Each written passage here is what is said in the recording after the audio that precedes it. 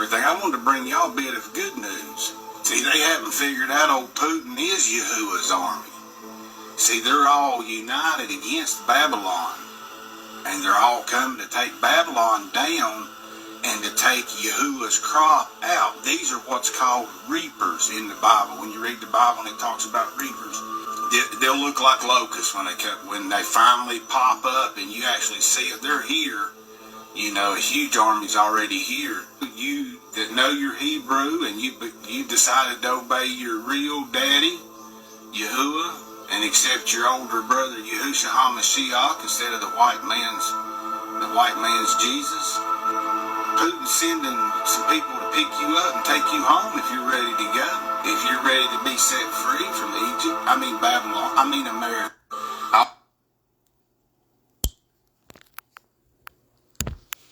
Shalom, shalom. Shalom, shalom. It is February the 5th, 2025. 7:27 a.m. It is 7:27 a.m. February the 5th, 2025. Good morning, good morning. Shalom, shalom. As you all can see the title today, and I've started with a quick, brief clip from a Gentile speaking somewhat the truth, about what's happening, and that is a testament to the Most High wakening up not just so-called black people to who we are, but also the Gentiles to who the true Israelites, the true Yasharels are, the true chosen people of the Most High. So without further ado, I would like to jump into the actual topic of today: destruction of DC, the whore. Destruction of DC, the whore. When I first started researching this topic some months ago, I understood that we were looking for a woman. I understood that we were looking for a woman. At that time, thoughts of the Statue of Liberty popped in my mind. I thought she represents America, so it had to be her. She could very well have been the symbolic figure being talked about in Revelation. Then Harris popped up and announced that she was running for the presidency. So instantly, I said she was the woman that would be on the beast. I just knew that she was the representation of the woman. I knew it was going to be an actual physical woman. I was excited because it made sense to me that scripture was pointing to an actual woman. Someone who is well known for wearing pearls. One of the descriptions of this woman on the beast, right? I didn't research much more than where I was at that moment because I could envision how it was going to play out. Then election day came and she didn't get elected. And I was crushed. I was shocked. I was confused, right? I was so confused. I became a liar because I had said to so many people that she was definitely going to be the next president. Without a shadow of a doubt, I said I know for a fact she is going to be the president. And with that, that made me a liar. You couldn't tell me I was wrong before the election had happened, that she wasn't going to be elected. You couldn't convince me. You couldn't convince me. With that being said, I owe some of you an apology for disputing with you about some things that I had not thoroughly researched before I gave my biased opinion on the election. Because that's what I did. I had a biased opinion without any type of research into the topic, and yet I spoke on it as if I knew what I was talking about. So I owe you all who I disputed with and those who I told that she is definitely going to be the next president. I apologize to any of you whom I disputed with over the election, and to those of you who may have entrusted me to give an educated opinion on the matter. I never intentionally set out to mislead anyone on anything or on any topic. Please forgive me. Please forgive me for that misleading information. I needed to address this before I move forward because I was wrong with how I handled that. I was wrong with how I handled that months ago. Moving forward, anything I bring to the table will have documented evidence to support what is being shared with you. And I will do my due diligence to study it out, research it out thoroughly before I give any type of understanding to the matter, or any type of opinion, or any type of advice. Unless it's just one of those videos that I just randomly pop up and just do a simple sharing of some thoughts on life topics, life matters. Then, of course, I'm not going to do any research on that because it's just one of those random videos. Now, in the last video, we identified Mystery, Babylon the Great, mother of harlots and the mother of abominations of the earth, which is also a city according to the book of Revelations, chapter 17, verses 1 through 18. We linked Washington, D.C. with this city being spoken of according to the many similarities of the ancient Babylonian city. We used and gave scriptures, historic accounts, and references that support this connection, to include the fact that D.C. being not only named after a false goddess, Columbia, but also that a temple in her honor sits at the capital. We discussed the mystery of D.C. being personified as a she, and now how her statue and her image was constructed by mixing multiple ancient goddesses together to form one uniform or unified goddess, thus making the Latin inscription on her statue to say, "out of many, one," to be true, in which we now also understand to mean out of many false gods and many false goddesses, one goddess and one district is created for her. We discussed the name Babylon the Great and pointed out how the word Babylon means confusion and can be applied as an identifying description of this mysterious woman who sits on the red beast in Revelation chapter 17. We briefly discussed her being identified as the mother of harlots, the mother of abominations of the earth, and that it is indeed a great city. Today, the goal is to focus more on connecting D.C. to being that great city by providing evidence of its official classified statehood. We will also gain a better understanding of how D.C. is the mother of harlots, as well as the mother of abominations of the earth, by connecting scriptures' description of both ancient and modern day Babylon to that of D.C.'s current position in the world. I will also use scripture to show the timeline set by the Most High to use as a guide to know when the time is near to destruction of Babylon. Now, I'm going to give you a fair warning. This lesson encompasses a lot of information. It's a lot of information that's going to be shared today. A lot of reading that's going to be done. I have a lot of evidence to show you all. So, if you all will continue to join in with this lesson, this will be a life-changing lesson, a life-changing topic, a life-changing moment. So we're going to go with Jeremiah chapter 50, verses 1 through 6. And it says, "The word that Yah spake against Babylon and against the land of the Chaldeans by Jeremiah the prophet." So Jeremiah the prophet is speaking what the Most High told him to speak. "Declare you among the nations and publish and set up a standard. Publish and conceal not." The Most High is instructing the prophet Jeremiah to warn all of the world that Babylon, D.C., America, and the Chaldean, or the land of what we call today Israel, what is coming. So this is a warning of what is coming. And it came way back in Jeremiah's day. And we're seeing it being fulfilled now. Babylon is taken. It hasn't happened yet. This is a prophecy, meaning this will happen. So y'all need to get that. It will happen. Babylon is taken. Baal is confounded. Marduk is broken in pieces. Her idols are confounded. Her images are broken in pieces.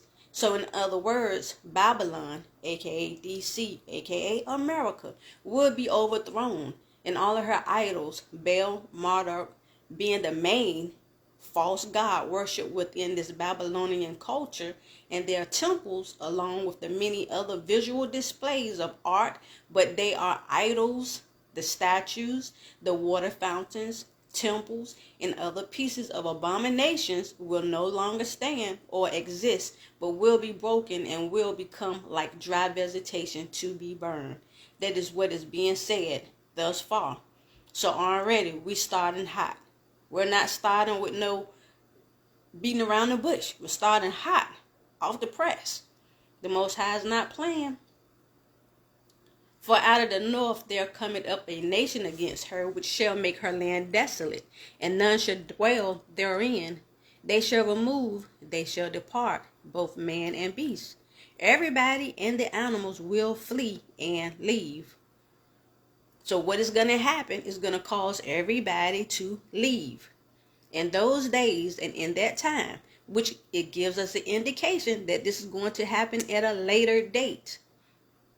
In those days and in that time, says Yah, the children of Israel shall come, they and the children of Judah together, going and weeping. They shall go and seek Yah, their Elohim. During Babylon's destruction, both descendants from Yasharel and Judah will join to seek Yah, their Elohim, while they leave weeping. Some will be weeping because they're happy. Some will be weeping because they didn't think that leaving America would be something that they would be doing. Some people will be crying because they don't want to leave. Some people will be crying because they just lost some loved ones. You have so many different reasons why people will be weeping. Tears of joy, tears of confusion, tears of sadness, tears of loss, grief. You have different reasons. They shall ask the way to Zion with their faces tiltward, saying, come and let us join ourselves to Yah in a perpetual covenant that shall not be forgotten. Now this is another indication that this is going to be fulfilled in the latter days, because you have to understand Yasharel will forget their homeland. It's been prophesied that we will forget our homeland. We will forget our way back home. And even though Babylon was an actual place before, there is a ancient Babylon that actually existed. That Babylon was not far from where the actual Israelites lived. So in that time, they would not have been confused about how to come back home. They would not have been confused. So therefore, they wouldn't have to ask how to get back to Zion. They would not have to ask, where is Zion? But in today's time, our people are now understanding who we are and whose we are. But the one thing that is still on the table as far as where is Zion? Because what a lot of people don't know right now, but some of us do and are waking up to it all and are putting the pieces together, they change locations. They change names of locations, and they taught us wrong information to have us confused, to have us not knowing where to go. They did this intentionally. So this is why the children of Israel will be asking the way to Zion. Zion is Jerusalem. Zion is a mountain in Jerusalem. That is the mountain which the Most High dwells on. So when we leave, we're going to be asking, how do we get to Jerusalem? How do we get to the real Jerusalem? Because as I've said, the information has been mixed up. Number 6. My people had been lost sheep, says the Most High. Their shepherds have caused them to go astray. They have turned them away on the mountains. They have gone from mountain to hill. They have forgotten their resting place. Yah says, my people have been like lost sheep who follow after pastors, who follow after bishops, who follow after ministers, that caused them to stray away from me and led them from the top of the mountain to the bottom on a hill, and they have forgotten their home. So when I tell you all that y'all need to remove yourselves from these churches and these ministers and these church leaders, I'm not saying it on a personal level as I have a problem with them personally. I'm saying it because it's scriptural. It's scriptural. It is scriptural. I have proven that these churches are not ordained to the Most High like you think it is. I've proven that. I did a video about it, and that video is attached to this live. It's linked to this live. It's called Church Hurt, one of them, and then Every Man a Liar, I think is the next one.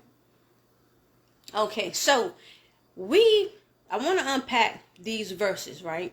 Because what we don't know is who is Baal and who is Marduk? Why are they so significant in this land of Babylon? Why are they so significant that the Most High called their names out as being something that he needs to address?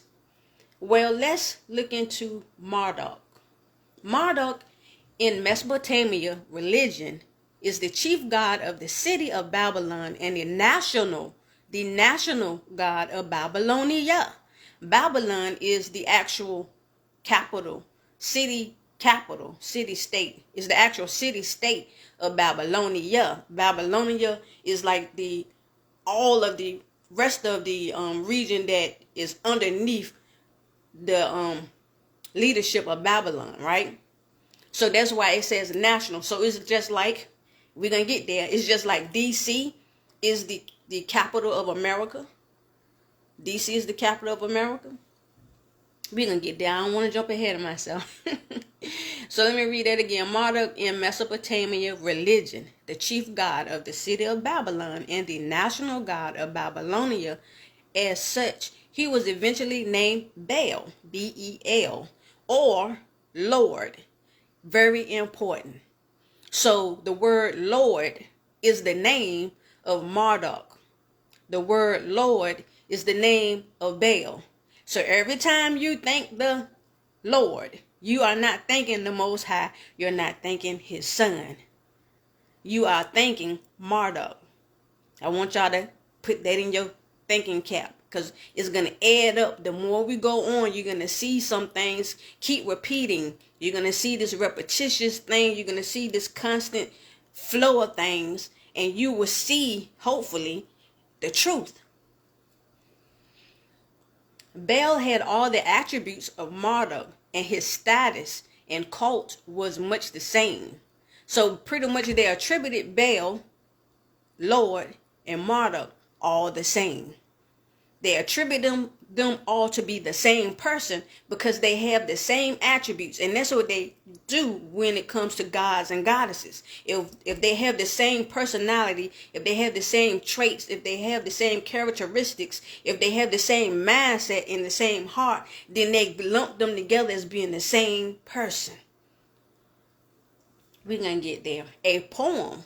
Listen to this. A poem known as Enuma Elish and dating from the reign of Nebuchadnezzar I relates Marduk's rise to such preeminence that he was the god of 50 names.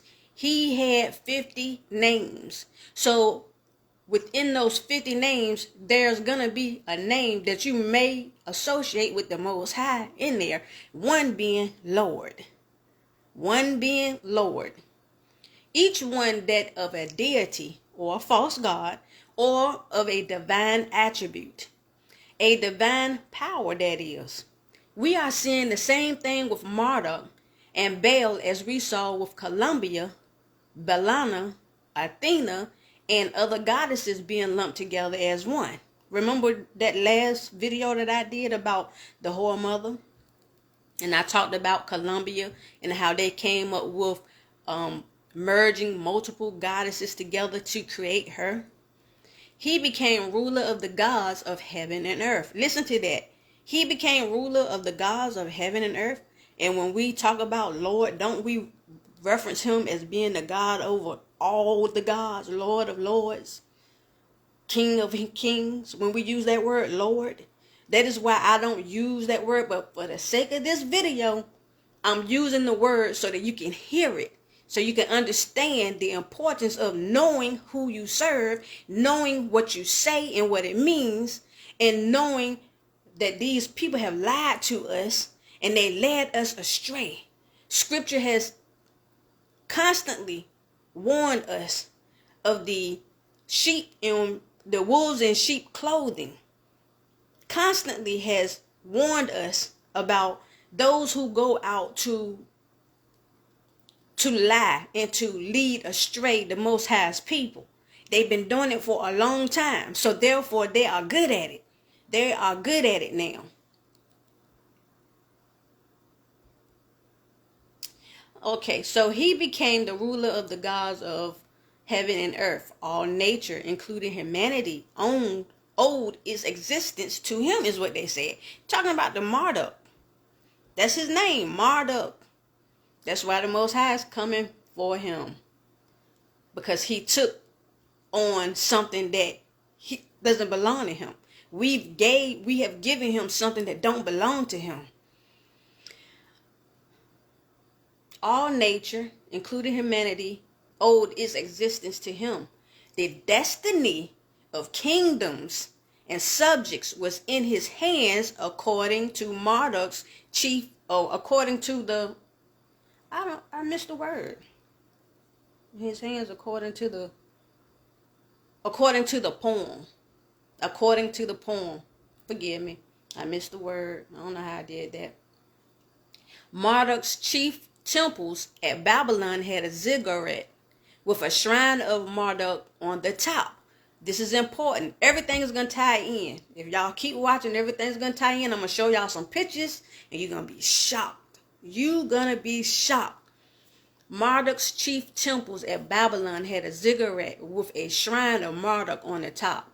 On the oldest monument, Marduk is represented holding a triangular spade or hoe, interpreted as an emblem of fertility and vegetation. It is being interpreted. Being interpreted doesn't mean that it is what it actually means. That's just what they're telling us it means. Also, this triangular shape is a recurring symbol, and I want you to remember this as we move on. Typically, his tunic is adorned with stars, and his hand is a scepter, and he carries a bow, a spear, a net, or a thunderbolt. Isn't this similar to Columbia? She is usually pictured holding one or more of these items as well. So we're making connections here, right? Because we talked about Columbia. So whenever we hear about Babylon being referenced to a she, the she is Columbia, the false god that they anointed or they ordained DC to. They made DC for her. You're going to see they made it for her. But then when you hear about Baal and Marduk, they are the actual male figures that's associated with the female goddess. You got to have a male with the female. You got to have a pair. So we also spoke about Moloch in one of the Moloch in one of the previous videos. And he is a Canaanite deity associated in biblical sources with the practice of child sacrifice. The name derives from combining the consonants of the Hebrew Melech, which means king, with the vowels of Bashet, which means shame. The latter often being used in scriptures as a variant or many of the names for the popular god Baal, which means Lord. Again, that word Lord is associated with a false god. It is not simply a title. It is not simply a title. It is a name. It is a name in the Hebrew language. The Hebrew language is the language originally the language of the Israelites. So the Israelites understood that when they heard the word Lord, that they was referencing a false god. Unfortunately, in today's time, when we hear the word Lord, we think it's just a title that means the Most High or a title that means his son. But we don't realize that we're actually calling on the name of a false god. Multiple false gods at that, right? Okay. Remember in one of my last videos, I talked about the church houses, the buildings being the tabernacle of Molech. Remember that? Y'all remember that? There will be a link you can click on to watch that video. So now we got to move on. So we're going to keep digging, and we're going to do some connecting of Baal and Balana. According to the AI overview on Google, the connection between Baal and the Mesopotamian god, and Balana, the Roman goddess, is primarily their shared association with war. Both deities are considered to be powerful figures representing the destructive and violent aspects of combat, with their names even reflecting the linguistic root Baal, B-L, which means war. Did y'all know that? In several ancient languages, that is what the word B-E-L means. It means war. Balana is associated with Columbia. Columbia is the name of DC, District of Columbia. Columbia is a female goddess. Balana is associated with Columbia because they use parts of Balana to create the new false god, Columbia, which is DC. Everything they have done in DC centers around Columbia and worshiping of these false gods. It is something, I tell you. Key points about the connection between Baal and Balana.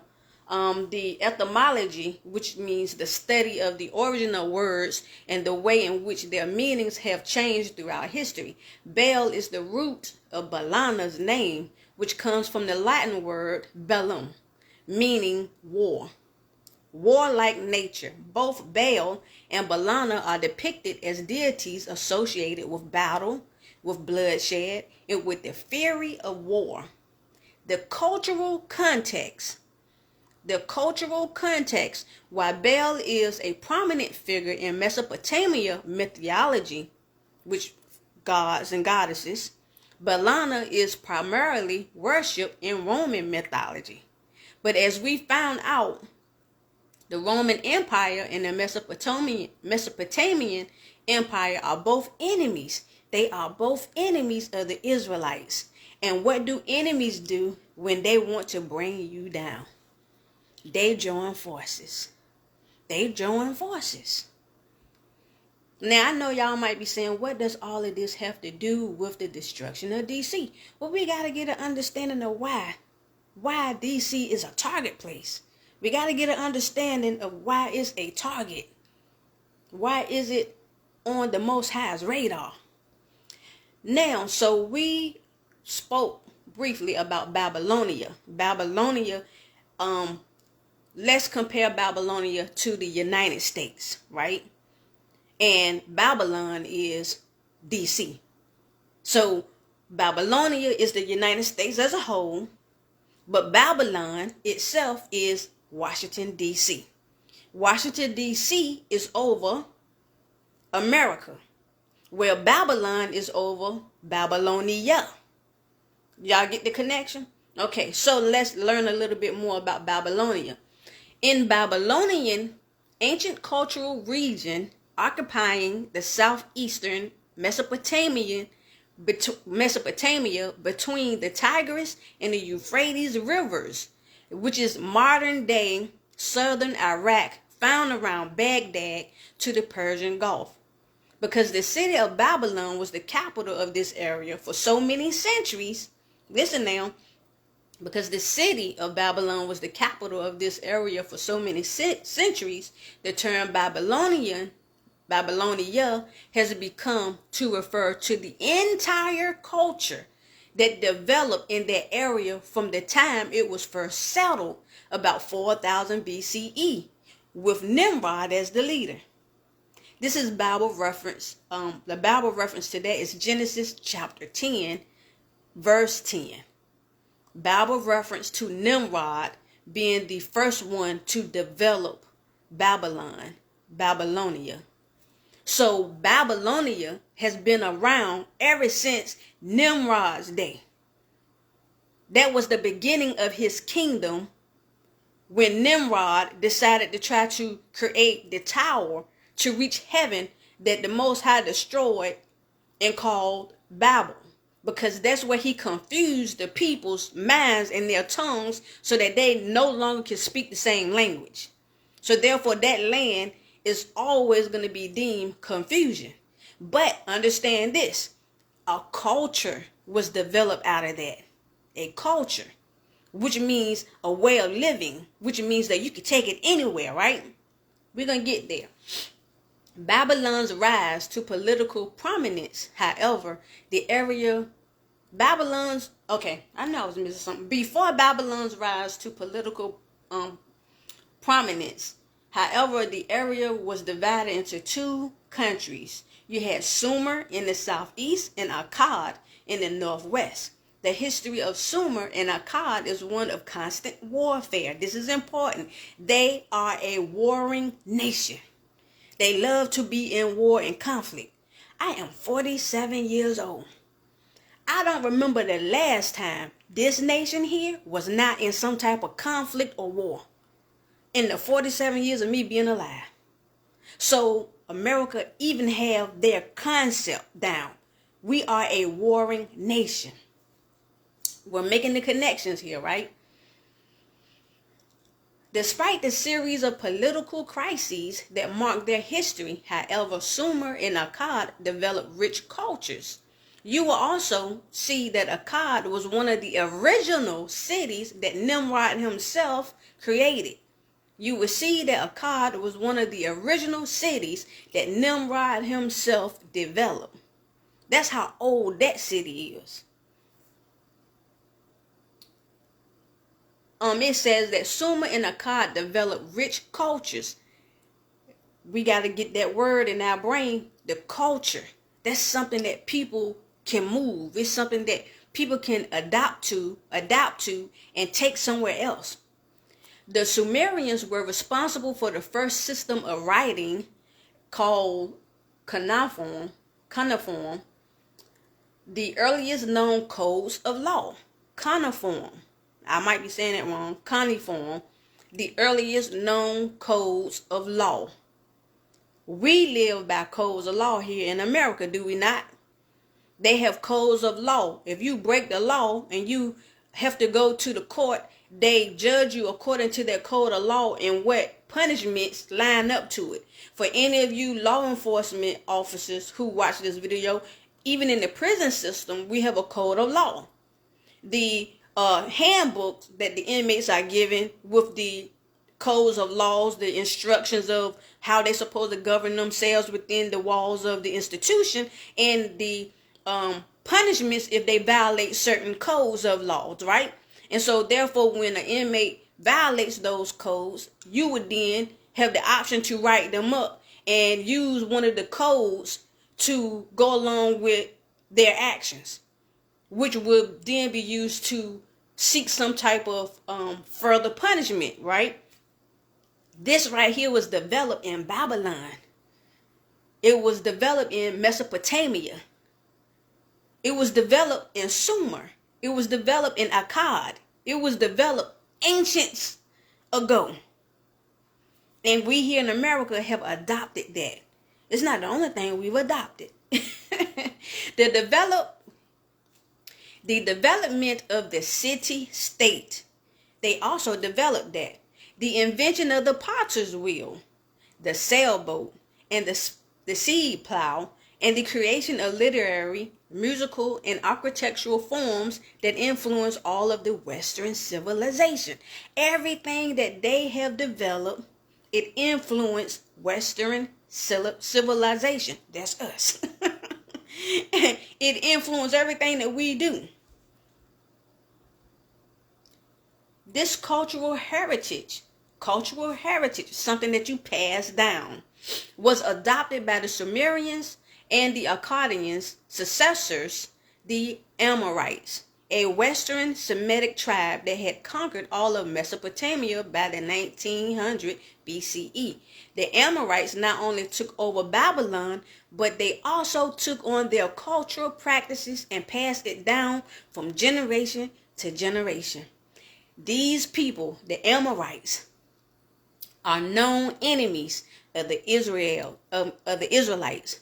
They are known enemies of Yasharel. They hate us. They hate us. Let's look up the word culture, because we have heard that word a few times. So I just want us to get a better understanding of what that word means. And I'm going to be looking that up from the Merriam-Webster dictionary. And the word culture is the customary beliefs, the social forms, the material traits of a racial, religious, or social group. The set of shared attitudes, values, goals, and practices that characterizes an institution or organization. Now I'm going to read that again.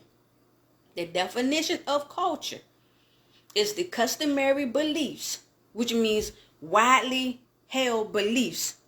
It's the more accepted beliefs within a group of people, a larger group of people.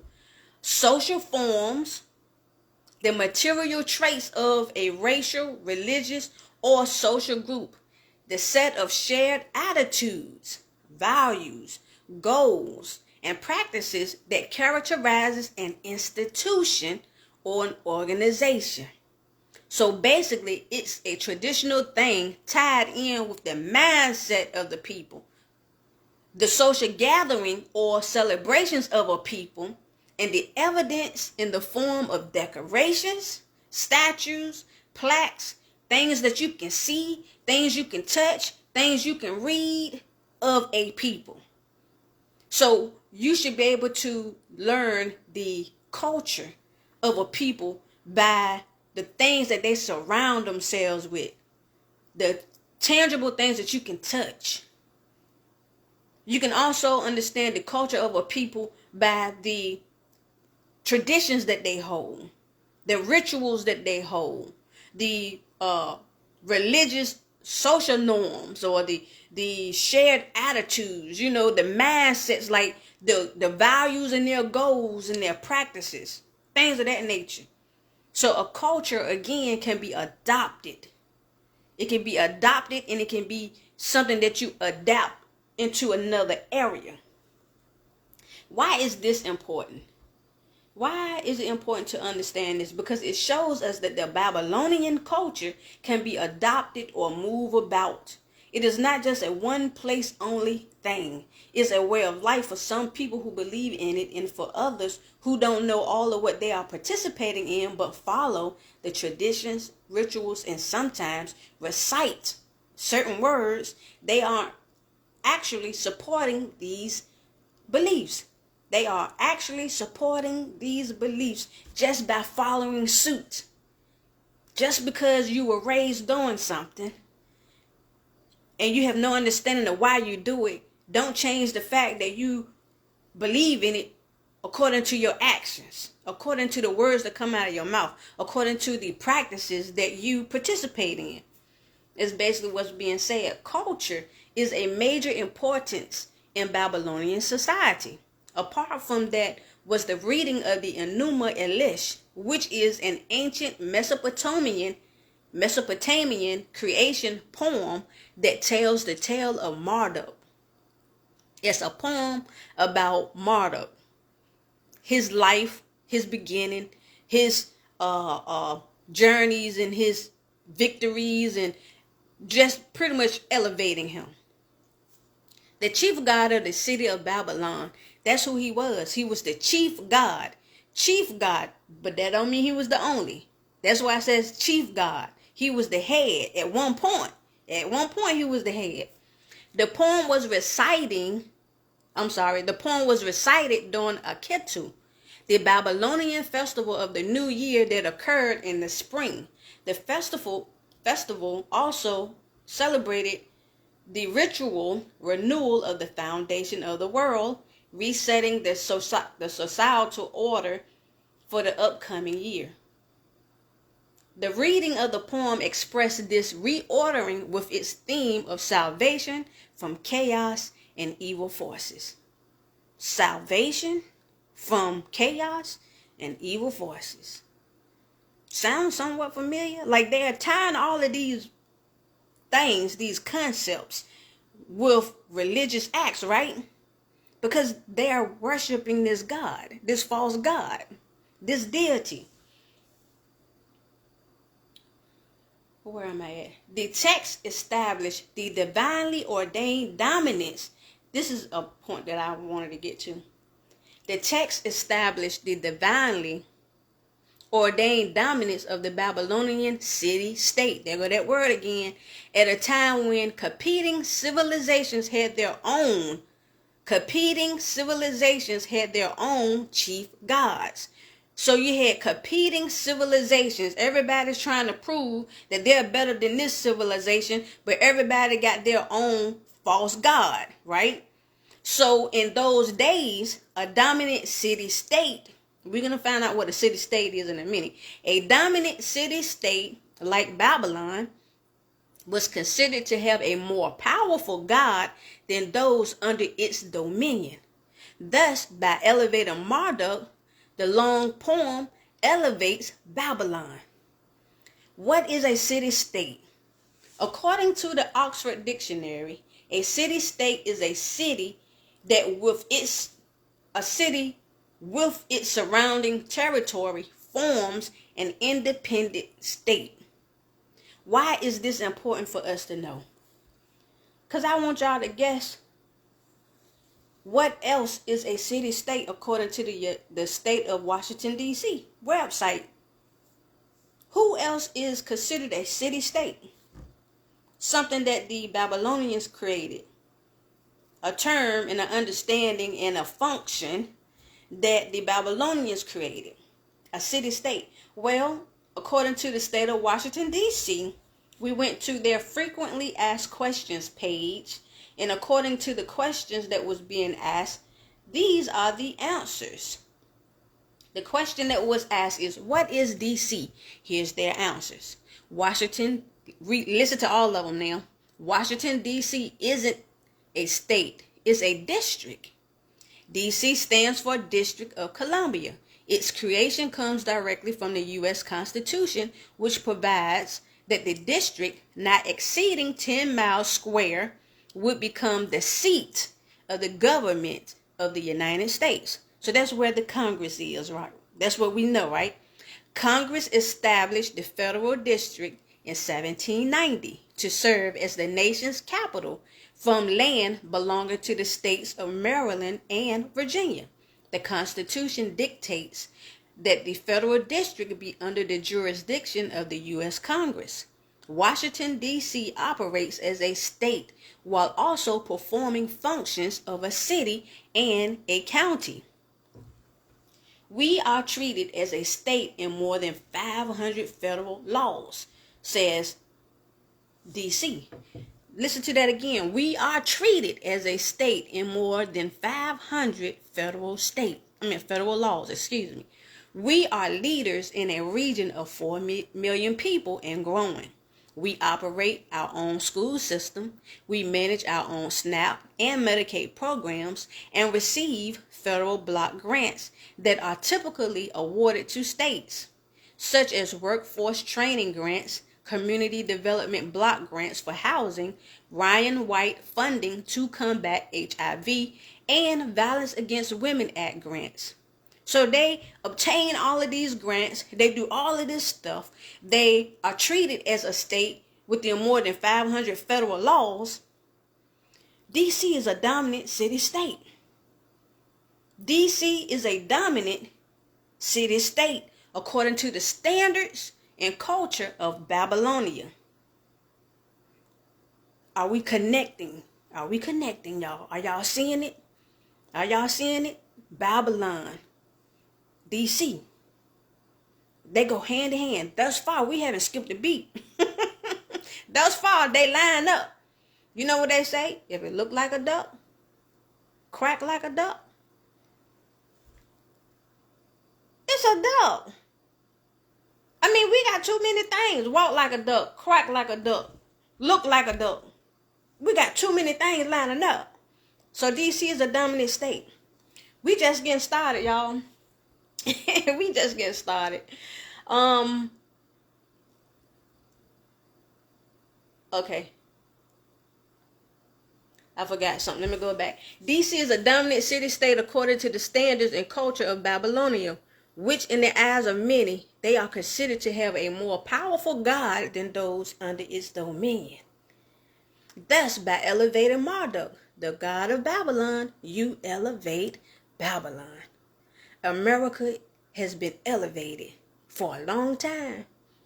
For a long time. America was created for a purpose, y'all. They was created for a purpose. According to AI oversight on Google, Columbia has multiple meanings, including a name of a person, that is, a poetic term for the United States, and a size of printer's tape. Now, printer's type, is it printer's type or printer's tape? I thought it was supposed to be tape. So, the name Columbia can be a person's name, but it's also a poetic term for the United States. So, did y'all know at one point in time, America was called Columbia? And I say at one point in time, but under certain gatherings, they still would reference to America as Columbia. And of course, we are not privy to those gatherings, right? We're not privy to those gatherings, so we don't know all of what is being said. But according to this poetic term for the United States, Columbia was a poetic name for the United States of America, especially during the 18th century, which is the 1700s. Did y'all know that? Because I didn't. It was used to represent the ideals of liberty, democracy, and progress. So America as a whole was also considered Columbia, not just DC, in the 1700s. So now that makes you wonder, what God does DC and America serve as a whole? See, we've been thinking that we have been serving the Most High. That's what we've been programmed to believe we're serving. But we've been using the word Lord to reference the Most High, which now we see that the word Lord is really talking about Marduk, Baal. It's actually his name. That should be alarming. That should be something that is red flag. That should wake you up, right? We have a city-state that governs all of the United States called DC. We have DC named and represented by a female goddess that is composed of by multiple goddesses. Oh, it's gonna get deeper. It's gonna get deeper. I just want to, keep all the connections together. All of the connections together. Let me see what else. Yeah, we're gonna keep moving. So do you know what? Do you know that whatever God your head serves is the God its people serve? Did you know that? Because those in headship, those in leadership, they dictate the information that is given to the people. They control the information that the people receive. So therefore, it makes you unintentionally line up with what they want. I mean, you still got freedom of choice. But when you hear things, you're surrounded by so many people who say the same thing and who teach the same thing and think the same way, and they do certain festivals and feasts and holidays, and everybody's doing certain things. You can't help but to think it's okay. You know what they say? The majority rules. When you see the majority of people doing something, it's easy to believe that it's okay to do. It's so easy to follow suit. That's why America is a Christian nation, because as a Christian nation, the people are allowed to serve multiple gods. Which also explains why the First Amendment grants the rights of religion of any kind. You have the right to serve whatever God you want. Now it's time to put some pieces of this puzzle together, as I've just done. Symbols commonly used in both ancient and modern day Babylon, DC, America, are triangular shapes or patterns such as the pyramid on the money that reads, "In God we trust." Remember, the triangular spade was associated with Marduk. So see, we've been thinking that it's all about Egypt. We've been thinking that this pyramid is all about Egypt, and all of the symbols that we see, we think it's all about Egypt. However, Babylon is older than Egypt. Egypt had to get it from somewhere. Egypt had to learn their agriculture or their techniques or the way of building things. They had to have been influenced by somebody. And Babylon was older than Egypt. So where do you think Egypt learned how to do these things from? It's easy to put something in your face disguised as something else. It's easy to hide stuff in plain sight and write it off as something else. That's why Babylon is mystery in Revelation chapter 17.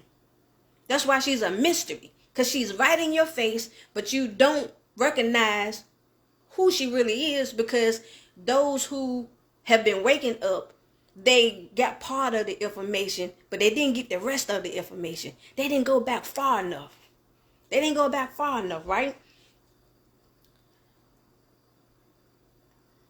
So we have the money on the back of the pyramid on the back of the money. We have the flag folded in a triangular shape and given to the family of a fallen veteran. Have you ever wondered, why did they do that? Why do you fold the American flag in a triangle shape and give it to the family of the veteran who passed away? What is the significance of that? I'm pretty sure they came up with some type of explanation, but the explanation don't line up with the truth, because we got to understand the triangular shape. The triangular shape was the symbol that represented Marduk. That was something that he was known for. If you saw a triangular shape, you understood that it was in reference to him. It was connected to him. It had some type of dealings to him. We also have, and this is something I just found out, about the federal triangle in DC. DC itself, they have an actual location called the Federal Triangle in DC. And in this triangle is all federal buildings, all federal offices, all federal establishments. And it's shaped in a triangular shape. It's not a perfect shape triangle. I think they say it's an isosceles triangle, where one side is longer than the other two or something like that, if I'm not mistaken. But these are things that should make you question and make your antennas stick up. These are red flags. These are things that make you say, what is really going on in DC? And not to mention, they also have the Triangle of Quantico in Northern Virginia. For those of you who have traveled through Northern Virginia, going one way or the other, whether you're going north or whether you're going southbound, you see this big raised triangular shape, and it's a sign that tells you it says Quantico or Triangle of Quantico or something like that. It's in Northern Virginia. I know y'all know what I'm talking about. It's in Quantico. You can't miss it. We also have the obelisks. We have several obelisks within the DC area. I don't even really want to talk about the obelisk, because it's so much that has been said about the obelisk that I didn't even feel it necessary to even speak about the obelisk, because so many people are more well versed about it. So it's like y'all have heard about the obelisk. And let's not forget about the Capitol building and other very important buildings, temples, and various monuments. I know we normally associate these things to Egypt. However, again, Babylon is older than Egypt. So who do you think copied who? Who do you think copied who? Now, in the process of talking about Marduk, we mentioned the word ziggurat. I want to define what a ziggurat is, and then I'm going to pull up some pictures. I want y'all to see these pictures. A ziggurat is a pyramidal step temple tower. That could be a tongue twister. Let's say it again. It's a pyramidal stepped temple tower. So it is shaped in a pyramid type shape, but it goes step size. Like the very bottom is wider than everything, and the further up you get, the slimmer it gets, basically, right? And it's a temple tower, which means it's a temple to a god, but it is designed where it towers real high. It's supposed to be it's created to be very tall, right? Very tall. This is an architectural and religious structure. You get that? So it is a architectural, something that has a lot of design and detail and pleasing to the eye. Something that is eye-catching. And it's a religious structure. It's not just a building that's designed really well and really detailed. It serves more of a purpose for religious purposes. Typically, you will find these in the major cities of Mesopotamia or Babylon. So these are the types of buildings that you will see typically in Mesopotamia or Babylon or Babylonia. The ziggurat was usually past tense, which means at some point in time it transformed, was usually square or rectangular, averaging either 170 feet or 50 meters square, or by 125 by 170 feet at the base. The fact that they are saying this indicates at some point it changed. It changed. According to AI Overview on Google, Washington, D.C. is one of the most visited cities in the United States and a top destination for cultural, culinary, and entertainment experience.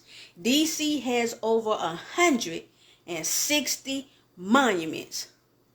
Over 160 monuments. I didn't know that. I knew they had a lot. I didn't know it was over 160 monuments. We call them monuments. The Most High call them graven images. He call them graven images. We're going to get there. We're going to see. He calls them graven images.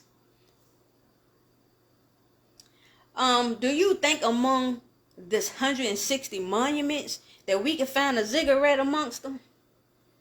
I'm betting 1,000. I can't bet y'all because I already did my research. I already know. So it won't be fair. But anyways, I'm going to show y'all something, right? You're going to be shocked. You're going to be shocked. So look, let's go. I'm going to set this camera up so y'all can see. Let me set this up so y'all can see.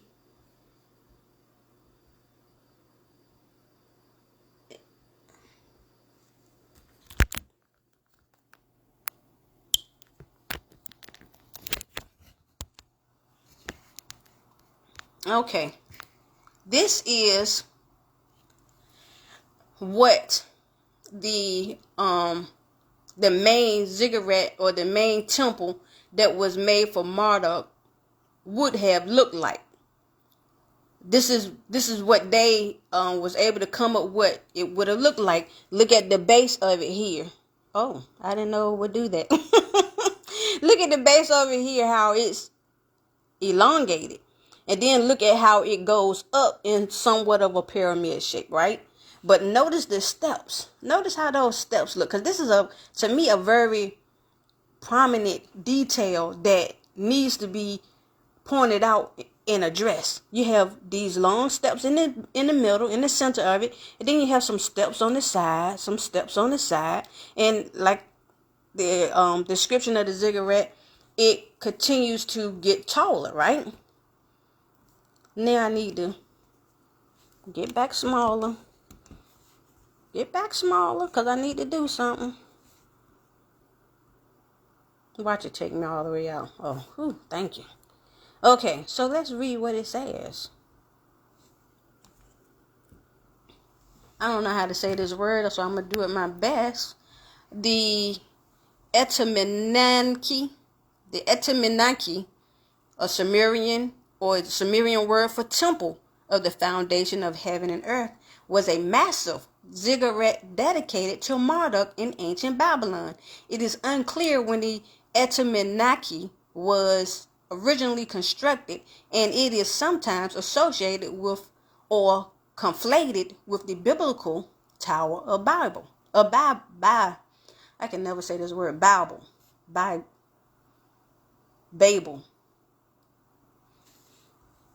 So, basically what they're saying is this thing was so massive that they somewhat believe it was the original Tower of Babel that they decided to reconstruct. That's what they're saying. Y'all see that? I want y'all to see that really, really well. You see how it's shaped like a pyramid to some extent, but it has layers and it has doors on the outside.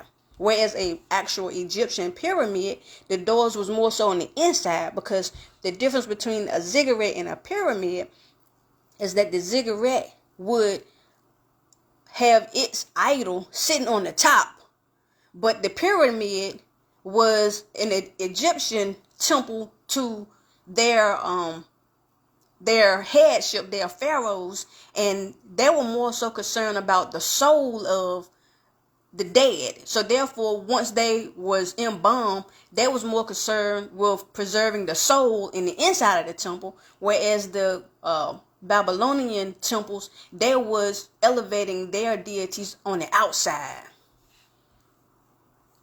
So, was it another picture in here I wanted to show y'all? Let me see. Yes, it is. So let's look at some of these other pictures of ziggurats, because I really want y'all to get an understanding of what they look like, right? Because we're going to see something. We're going to see something. Because these people right in our faces, and we just don't know. You see how elaborate this is? You see the steps again? Steps. You see the structure, how it's rectangular. And then in the inside, you have like columns and different layers. Okay, got it bigger again. Can y'all see that? I hope so. Maybe I just made it too big. I don't want to make it too big. I don't want to fix it so you can't see it. Let's move on to the next one.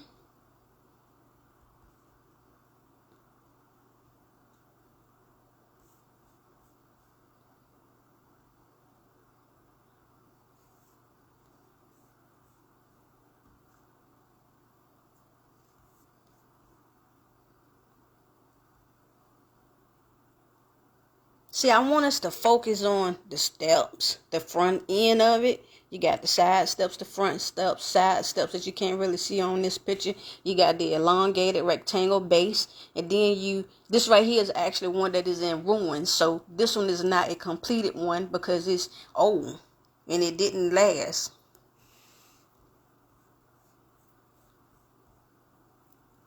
Let me show you one more and then we're going to move on. Actually, I might show you two more.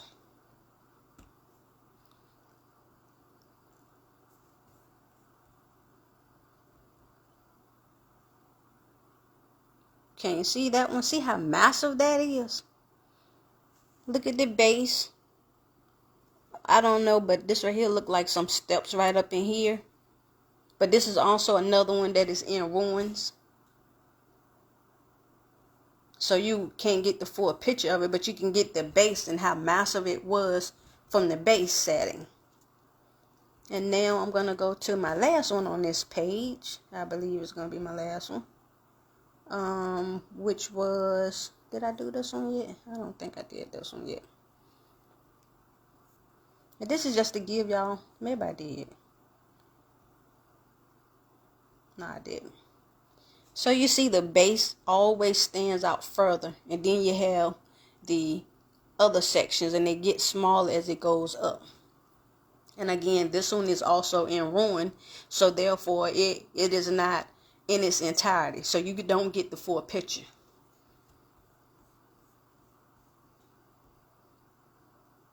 But to give you a visual of what it would have looked like, let me show you this again. This is similar to what they look like. Now, mind you, over time, some things change because people get creative. People like to try to hide things in your face. Hide things right in your face. So now we're going to go to this here.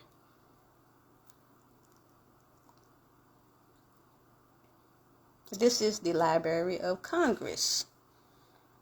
And here, I want to show you all this picture.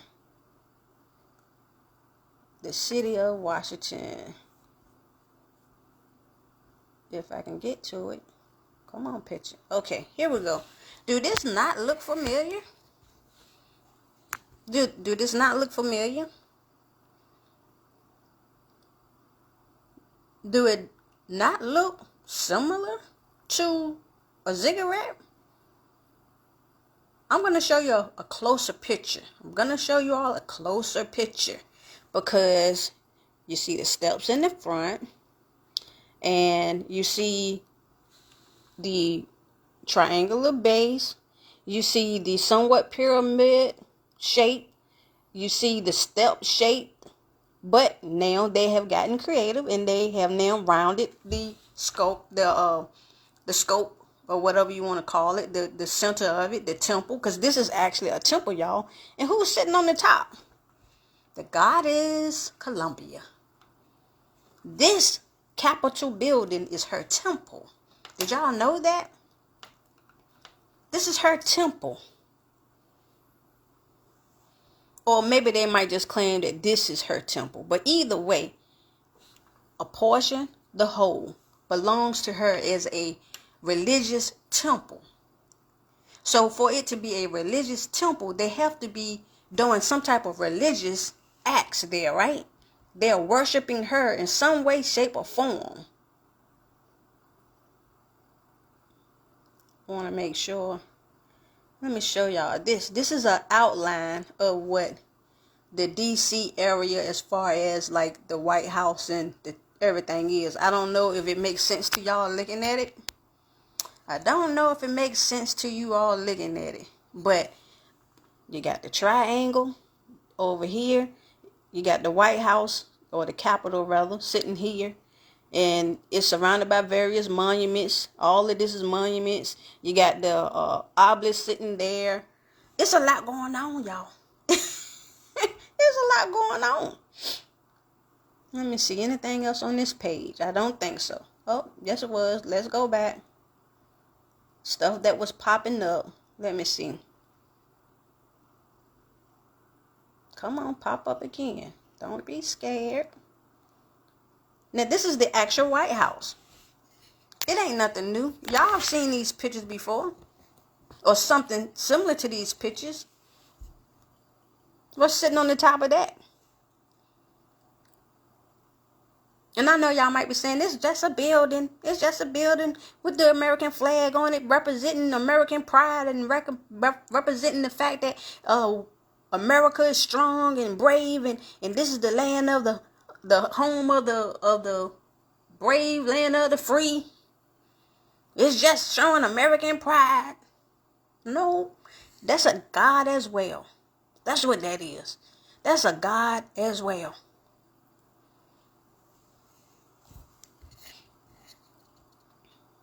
But you don't have to take my word for it. I'm going to show you. I'm going to show you. And here go the obelisk. I ain't going to stay on that too long. Then you have the Lincoln Memorial. Oh my gracious. He actually have a memorial there that actually says behind him or to the side of him, somewhere close by him, that this is the temple of Lincoln. So now Lincoln has been deified. Now he himself is being worshipped and honored. I want to show y'all these things because these things matter, right? These pictures, these buildings, the way they're shaped and structured, and the material that they use, and the symbols and the carved words etched in the stone, everything means more than what we look at it as. Everything means more than what we look at it as or what we've been taught to believe it is. Let's see what else. Here's another picture of the Capitol. But I got some pictures I want to show y'all that's closer. Now here we go. A real good picture here. Can y'all see it? Y'all can't see it. Gracious. Can I make it bigger? Get bigger. Come on. Get bigger for me. Because this is a perfect picture. If this don't look like a ziggurat, I don't know what does.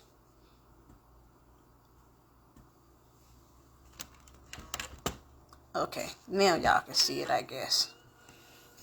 Look at that. Do that not look like a ziggurat like I showed y'all? Let me see, can I don't know if that's better. I don't know. But let me get to this picture here. I ain't gonna keep playing with it. This page right here got some better pictures.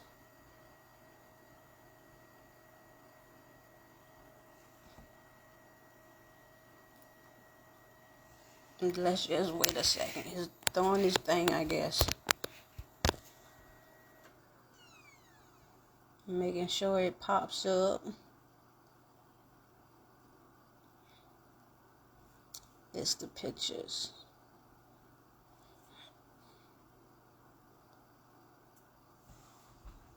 It's making me wait while all of these pop-ups come. I apologize for the slowness of my internet service and my computer. But, hey, I'm working with what I got, y'all. Look at these. Look at this. Look at this.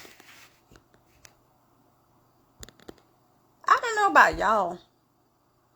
Even though I see the circular structure that they added to it, the architectural detail, it still resembles a ziggurat to me. Because it has the base, and then it has the center, and then in the inside, I believe, I haven't been to this place right here before, but I believe you have the statues of maybe Lincoln or something in there. Something, I'm not sure. But there's some pictures. I want to show you this picture right here. Oh my gracious. Look at this picture. This is the Capitol. This is a closer up visual of it. Do this not look like a ziggurat? You see the steps that go up. A lot of steps. They go up. And how it's stretched out to the rectangular base. And then you have the different layers of it. And then you have the pyramidal shape. And then you have who's sitting on the top. Columbia. As I said earlier, this stuff is in our faces and we don't know because it wasn't for us to know. They didn't want us to know. I'm amazed that once I started doing this research, the Most High was opening up so many doors and making all these different connections. And I was just in awe because I was like, I can't believe it's so much evidence. It's so much evidence. It's like By the time you finish walking through all of the evidence, it can't be a reason of doubt. Anyone who has a doubt is because they just don't want to see the truth. And let me correct that. Anybody who don't see it, they don't supposed to see it. Anybody who don't see it, they don't supposed to see it, because the Most High says that the enemies, even back then to today's time, are not going to be able to understand the plans of the Most High. Even his instructions to his people. They can hear it and won't be able to perceive what is being said. To them, it'll sound like gibberish. And I'm okay with that. So if you one of the people who see this stuff and to you it's not making sense, it's not adding up, you're not, and I don't want to convince anybody, I don't want to persuade anybody, but if you're not able to see the evidence for yourself and discern with your own ability what is true and what's not, I ain't even mad. I done got to a point where it is what it is. It is what it is. You see this? Is this not a cigarette? Very similar. It's a smaller one, but it's a cigarette. Well, I say smaller, but ain't nothing small about it for real. Look at them people. Ain't nothing small about it for real. It has the full structure, the steps, the columns. It's wide at the base. It gets small at the top. But this one has some type of deity sitting in the inside. Again, I haven't visited this place, so I don't know what's in the inside. I do not know. But they're just all over DC. All over. Look at this. And I know some of y'all might say, oh, you reaching. They don't look nothing like that thing. Well, I need y'all to open your eyes. I need y'all to open y'all's eyes. Man. Let me see. And this right here, I find this very interesting. It says, they who seek to establish systems of government based on the regimentation of all human beings by a handful of individual rulers call this a new order. It is not new, and it is not order. That's interesting. Very interesting. Who is this man? Because I don't know. I mean, let me see what it say. Statue of Franklin D. Roosevelt with his dog. I think it's funny. It's hilarious to me. And I'm just going to show y'all some more monuments just to show you. Unfortunately, we look at them as a way to honor the fallen, to honor the brave, to honor loved ones who no longer are here, those who fought for this country. We look at it as honoring them. But the Most High says, anything that you create in the image of a person, of an animal, any living thing, any creeping thing, anything found in the heavens, anything found on the earth or beneath the earth, water, in the water, anything that you create an image of, to worship it, to bow down to it, or any of that, he said it's an abomination. It is an abomination. Okay. Is there anything else on this page I want y'all to see? Did I show y'all this one already? This is a closer up of the White House. And you can see how it's elevated on this little like platform that is see-through, and it has columns holding it up on top of the roof of the White House. So I can only imagine that it's like some type of stage type base that we can't see from here because we're on the ground, that supports this elevation here as well, which is another temple.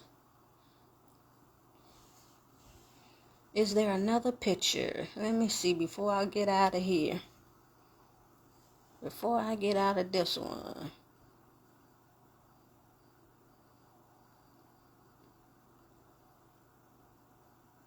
It's just so many pictures to show that look too close too much like a cigarette. And even if it's not a cigarette, they are temples. You have a lot of them that are temples. I'm just showing stuff now. Now you can see it clear. You see these steps? Don't these steps look like that cigarette steps? Don't it? Am I tripping? Do you see the Columbia sitting up there on the top? Ain't this where Marduk had his cigarette? The one called this hard word that I haven't been able to figure out how to say, which I haven't put in a lot of work to figure out how to say it either, but it's a what is it called? I got it written down. Where you at? It's called the Etaminaki, which was created for Marduk. Does this not look similar? The whole description of what it looked like.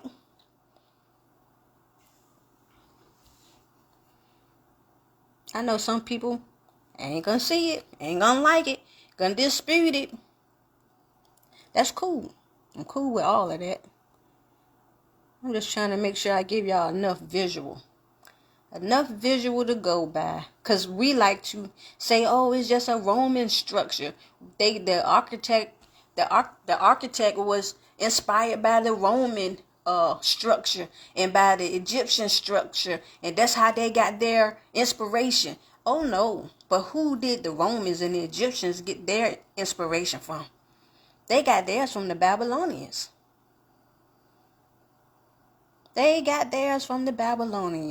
So we can't count them out. Look at that. Can y'all see that? I'm going to get off of these pictures in a minute, I promise. I'm going to get off these pictures. I just want to make sure that it's clear. Okay. So now, let me put myself back where I need to be, because I got to come back to this page later to show something else. I think this is the something else. Let me get there. Okay. So now this is another something I wanted to show you all. Temple. We mentioned the what was it called? The temple. Let me get back to my, what did it say? The temple something that I read. It's coming up in a second. Have patience with me, y'all. Told y'all I don't have the technology that I would love to have to be able to do these lessons in a more effective way, a more efficient way, but we're going to work with what we got. Yep, we're going to work with what we have.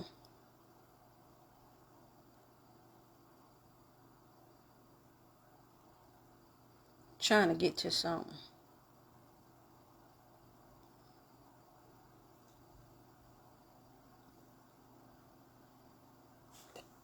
Come on.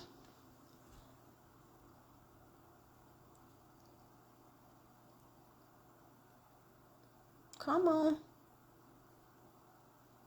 There we go. I mentioned earlier about the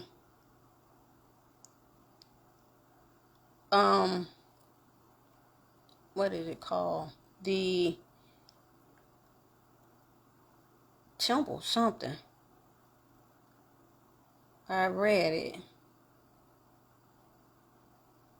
Now I can't remember what it's called.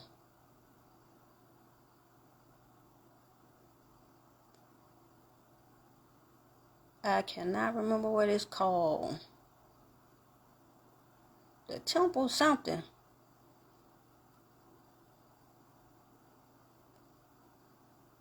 Something that I wanted to look up. There we go. The temple tower is the word. That's it. It's the ziggurat is a pyramid dome, which means it's similar to a pyramid step temple tower, right? And it's the architectural and religious structure typical of the major cities of Mesopotamia or Babylon. So I want to show y'all this. I want to show y'all the temple. A temple is an edifice or a building constructed for religious worship. Most Christians calls its places of worship churches. Many religions use temple, a word derived in English from the Latin word for time, because of the importance to the Romans of the popular time of sacrifices. The name synagogue, for anyone who wanted to understand the difference between a church and a synagogue, the name synagogue, which is from the Greek for a place of assembly. So in the Old Testament, they always had meetings in the synagogue because it's just a place of assembly. It wasn't a church. But then in the New Testament, all of a sudden, the synagogues decided to be changed to a church. Who made that change?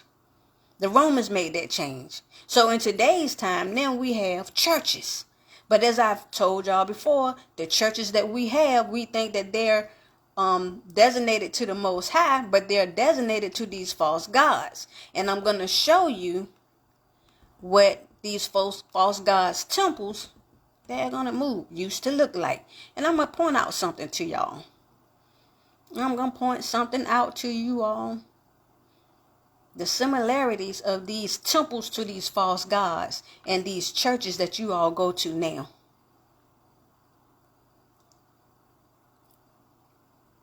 And I want you all to think, where did we learn how to build churches like this from? Where did we get the concept? Where did we get the architectural eyes and details and beliefs and understanding from? You see the columns, you see the steps, you see the different levels. But more importantly, I want y'all to see right here. You see what's on the top of that? This is a temple. And whenever a temple is constructed, whatever sits on the top of the temple or in the inside of the temple to be honored, that is the thing that you're worshiping when you go into that building. On the top here is a cross.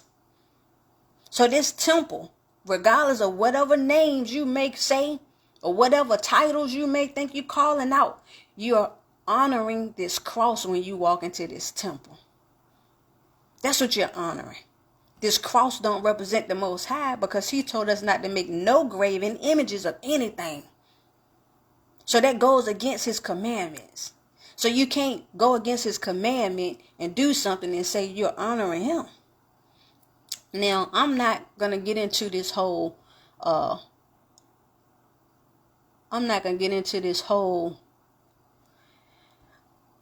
message about temples and honoring false gods in the churches. That wasn't the point. That wasn't the point of this live. So I'm trying to stick to this script. But do you see this? What is this? This is a temple in California. They don't say what kind of temple, just say a temple. But on the top of it, don't this look like a steeple? Don't it look like an obelisk? Don't it look like what's that, a ziggurat? Don't it look like a pyramid? It has the same structure. The same structure, just a little bit of a difference in design, but the same concept. Honoring false gods, a Babylonian concept. The culture of Babylon. The same with this edifices right here. The same. Ain't nothing different. Ain't nothing different. Okay, we got to get back to where we was at. I done showed you all the pictures now. Close out some of these. Get me back up here. Okay. So I did all of that because I need y'all to get the visual. I need y'all to see. You know, it's one thing to say. It's one thing to say something. And you hear me. But I need y'all to see. We've been duped. We've been lied to. We've been deceived for a long time.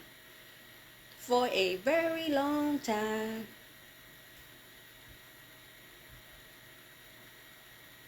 Exodus chapter 20, verse 4. Thou shalt not make unto thee any graven image of any likeness of anything that is in the heaven above, or that is in the earth beneath, or that is in the water under the earth. Leviticus chapter 26, verse 1. Ye shall make you no idols, nor graven image, neither rear you up a standing image, neither shall you set up any image of stone in your land, to bow down unto it. For I am Yahuwah, your Elohim. Deuteronomy chapter 5, verse 8. Thou shalt not make thee any graven image, or any likenesses of anything that is in heaven above, or that is in the earth beneath, or that is in the waters beneath the earth. Why is this important? Revelation chapter 17. And upon her forehead was written mystery, Babylon the Great, the mother of harlots, and abominations of the earth. And I saw the woman drunken with the blood of the saints, and with the blood of the martyrs of Yahushua. And when I saw her, I wondered with great admiration. We're going to drop down to verse 18. And the woman which thou sawest is that great city, which reigneth over the kings of the earth. I need it for you all to see the monuments that we have. Over 160. We haven't even touched the surface of looking at them all. But I wanted you all to see the different types of structures that they have in DC, for those of us who may not have had the opportunity to actually go and see the different monuments. I wanted you all to get a visual so that you can see that this goes against the word of the Most High. It goes against the word of the Most High, but it lines up with the culture of the Babylonian ways. It lines up with their ways. It does. It lines up with their ways. Their buildings are constructed according to how they construct their temples to their gods. They have actually, it's not hidden that they have multiple temples within the DC area that's actually called the temple of such and such and such. So these are just proof and evidence to show that DC lines up more with the Babylonian way, the way to honor Marduk, than it does to honor the Most High. So when you read on the money in God we trust, they're not talking about the Most High. Understand that.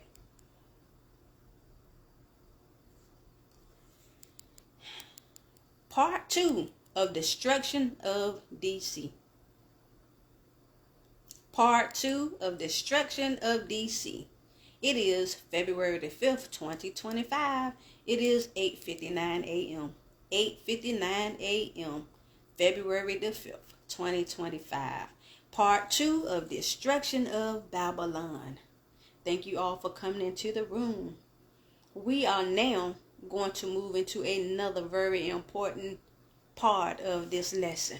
In the last lesson, we showed you some evidence of the construction that was used in the Babylonian time frame to acknowledge and recognize their false god Marduk. And we compared those edifices to the buildings here in DC to show you the comparisons and the multiple monuments, as we use the term monuments, but as the Most High call them, graven images. There's over 160 of them in DC, which lines up with Jeremiah chapter 50, talking about destroying all of her images and breaking up the idols of Baal and breaking up the idol of Marduk.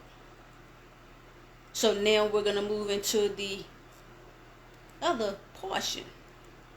And we're going to be going to Jeremiah chapter 51. And we're going to get some understanding of what's being said here, because the Most High has left no stone unturned. He has left no stone unturned. And I was blown away by how very precise and very descriptive and very detailed scripture is when it talks about Babylon. And I'm going to show you all something. Boy, this chapter here is an eye-opener for sure.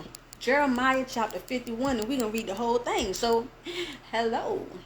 Thus says Yah, behold, I will raise up against Babylon, and against them that dwell in the midst of them that rise up against me, a destroying wind. Yah will come up against Babylon, and against them that live in Babylon, D.C., America, who raises up to save Babylon, and Yah will do it with a spirit of ruin and destruction. That's what's being said. And will send unto Babylon fanners that shall fan her and shall empty her land. For in the day of trouble they shall be against her round about. Yah will send to Babylon instruments, devices, or people used to increase flames or fire by use of air or wind to cause desolation, emptiness in the land. Against him that bendeth, let the archer bend his bow, and against him that lifteth him up in his bringadine, and spare ye not her young men, destroy ye utterly all her hosts. The Most High is saying this would be against them that use their weapons and trust in their own armor or protection and or his own military might. Make no regard of age completely, make all a curse, divide and terminate. That is what the Most High is saying. It don't matter the age. If you're caught in the land of Babylon at this time, this is going to happen. It don't matter your age, your gender, your race. It don't matter. Thus the slain shall fall in the land of the Chaldeans, and they that are thrust through in her streets. Ooh, okay. So we read earlier, he mentioned about the Chaldeans. We read that earlier. So we're talking about the Babylonians and the Chaldeans. In my research, I learned that the Babylonians and the Chaldeans were established, or the Chaldeans was established from the king of Babylon. So it's a lot of intermingling going on. So Babylon and Chaldeans are family. They're family, y'all. Babylon and the Chaldeans are family. I want to show y'all something. Because y'all have to understand America is Babylon. So now we need to understand who is Chaldea. Who is Chaldea? Let me show you this picture. Why is it so big?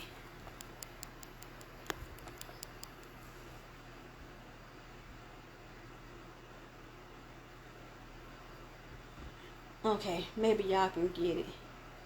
I'll show y'all this picture. This is going to be the Babylonian Empire back in 606 to 536 BC. So this is the land of Babylonia back then in that time. I want to point out, look at what encompasses Babylonia back then. Way back then, this right here, pay attention to this. Pay attention to this. I'm not going to use these words, but pay attention. All of the orange is the Babylonian Empire. The empire. Now I'm going to show y'all the land of the Chaldeans. Again, the Babylonian, the Assyrian Empire, Assyrian, Babylonia, all of them at some point in time, they all merged. Look at the outline. This is the ancient area, but just because it was the ancient time don't mean anything. Now this is the land of the Chaldea. I want y'all to pay attention, and I'm going to move this up so y'all can see. The land of the Chaldea. Who do you see here? Who do you see here? America birthed them. America birthed them. Therefore, we see.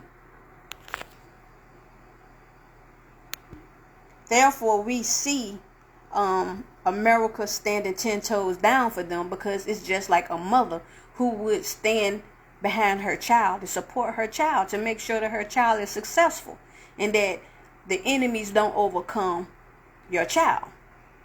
As of yesterday, we heard the president say that he was going to go hard for these people right here, and that they was going to overtake these people. Now we're going to keep on with the lesson, because we're going to see something. We're going to see something. We're going to see something. Okay, so it says, thus shall the slain fall in the land of the Chaldeans, and they that are thrust through in her streets. Also the fatality is saying, also the fatally wounded will die in the land of the Chaldeans, the Middle East area, along with those whom blown up in the Middle East. Why would I put that in there? I should have reread that. Okay, verse 5. For Yasharel had not been forsaken, nor Judah of his Elohim, Yah of hosts, though their land was filled with sin against the Holy One of Israel. Even though Yasharel and Judah's land was filled with rebellion against the Most High, they were not discarded as a widow or divorced by Elohim, Yah of hosts. Even though the Most High kicked us out of his land and allowed us to be enslaved and to go through our judgment and punishment throughout the world, and allowed us to go through all of the hardship that we went through, he did not forsake us. He did not forsake us, y'all. He did not forsake us. And to prove that he didn't forsake us, he's going to fulfill some things. And part of him fulfilling some things comes along with him instructing us. He says in verse 6, flee out of the midst of Babylon, flee out of the midst of America, flee out of the midst of DC, and deliver every man his soul. Be not cut off in her iniquity, for this is the time of Yah's vengeance. He will render unto her a recompense. Flee out of the midst of Babylon, America, DC, flee. I told y'all during the last video, it's going to start in DC. Because once the head falls, the body is going to follow. The body is going to follow. And you're going to see DC is going to fall before the land of the Chaldeans. We're going to fall first. DC is going to fall first. You're going to see it according to scripture. Flee out of the midst of Babylon, DC, America, and deliver every man his soul. Be not cut off in her iniquity. Do not allow yourself to be harmed for the punishment that's coming upon her, because it's not for you to be punished. It's not for you. This punishment is not for you. So if you hear this message, you need to leave. For this is the time of Yah's vengeance. It's his vengeance against them for what they've done to us, what they've done to his land. Is his vengeance against them. It's our time, y'all. Y'all been saying, where's the Most High? Why we been going through all of this? Why we been going through? He's showing up. He is showing up. He's showing up, and he gonna show out. Now, I don't think you want to stick around and see it, because it ain't gonna work in your favor if you want to stick around and see it. Verse 7. Babylon had been a golden cup in Yah's hand that made all the earth drunken. The nations have drunken of her wine, therefore the nations are mad. Babylon, DC, America, has been a brilliant, unclean vessel. Brilliant, unclean vessel that influenced all people to partake in consuming her wicked deeds. And now the nations are without clear understanding or having sound minds. They just follow suit. They have no moral compass at all. They just follow suit. The world has followed her lead. They have no moral compass. We would have healed Babylon, but she is not healed. Forsake her, and let her go everyone into his own country. I read that wrong. And let us go everyone into his own country. Her judgment reacheth unto heaven, and is lifted up even unto the skies. We would have restored and repaired America, but she is not repairable. Leave her behind, and all you go back into your own country, for America's punishment comes from out of heaven, and even the wind will support it. This is Jeremiah talking in third person as we. He's telling us. Verse 10, Yah had brought forth our righteousness. Come and let us declare in Zion the work of Yah of Elohim, our Elohim. Yah made it possible for his children, his chosen people, to be counted righteous. Therefore, Yasharel and Judah we will be declared in our land. We will declare in our land given to us all of the wonderful works Yahuwah our Elohim has done for us. 11. Make bright the arrows, gather the shields. Yahuwah hath raised up the spirit of the kings of the Medes, for his device is against Babylon, to destroy it, because it is the vengeance of Yah, the vengeance of his temple. Prepare for war. Arm your missiles I don't know why I keep prepare for war, arm your missiles, and bring together your defense protection, because Yahuwah has stirred up the mind of the rulers of the Medes that's believed to be the modern day Iraq. Read Revelations chapter 16 verse 12 for more understanding on who the Medes are, and their purpose and intent, and their witty inventions are against Babylon, D.C., America, to ruin and ravage it, because it is the judgment of Yah and justice of his temple. 12. Set up the standard upon the walls of Babylon.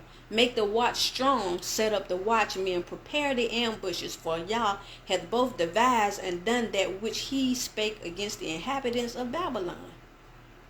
Let it be a warning to those inside of Babylon, D.C., America.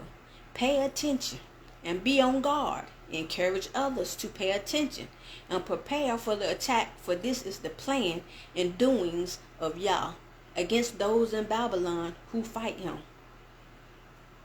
If you love the Most High, you heed to his warning. O thou that dwellest upon many waters, abundant in treasures, thine end is come in the measure of thy covetousness. O you that live upon many waters, with much possession, your end is come in the height of your desire for more things. Yah of hosts hath sworn by himself surely, saying, surely I will fill thee with men as with caterpillars, and they shall lift up a shout against you. Yahuwah of hosts has sworn by his own self, saying, I will fill you with men who will devour you, and they will shout out in celebration against you. We're gonna I ain't gonna do that. Verse 15, he hath made, talking about the Most High, he hath made the earth by his power.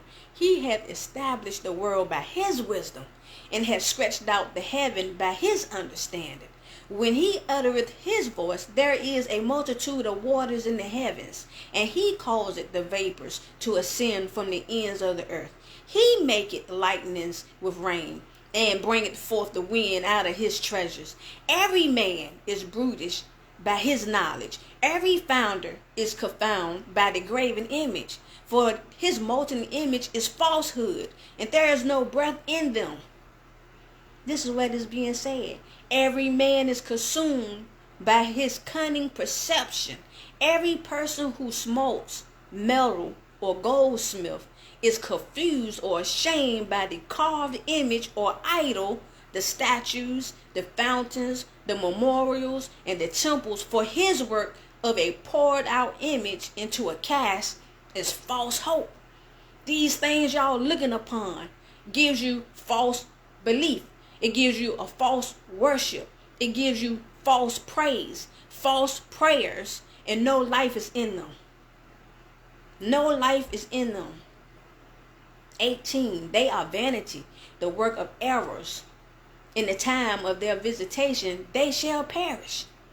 They are the labor of delusion that will profit you nothing. In a day, Babylon, D.C., America's punishment, they shall be destroyed, be blotted out. Go to 2 Thessalonians chapter 2, verses 10 through 12 for more understanding of the delusion Yah will send to those who hate the truth. 19. The portion of Jacob is not like them, for he is the former of all things, and Yasharel is the rod of his inheritance. Yah of hosts is his name. What is being said here?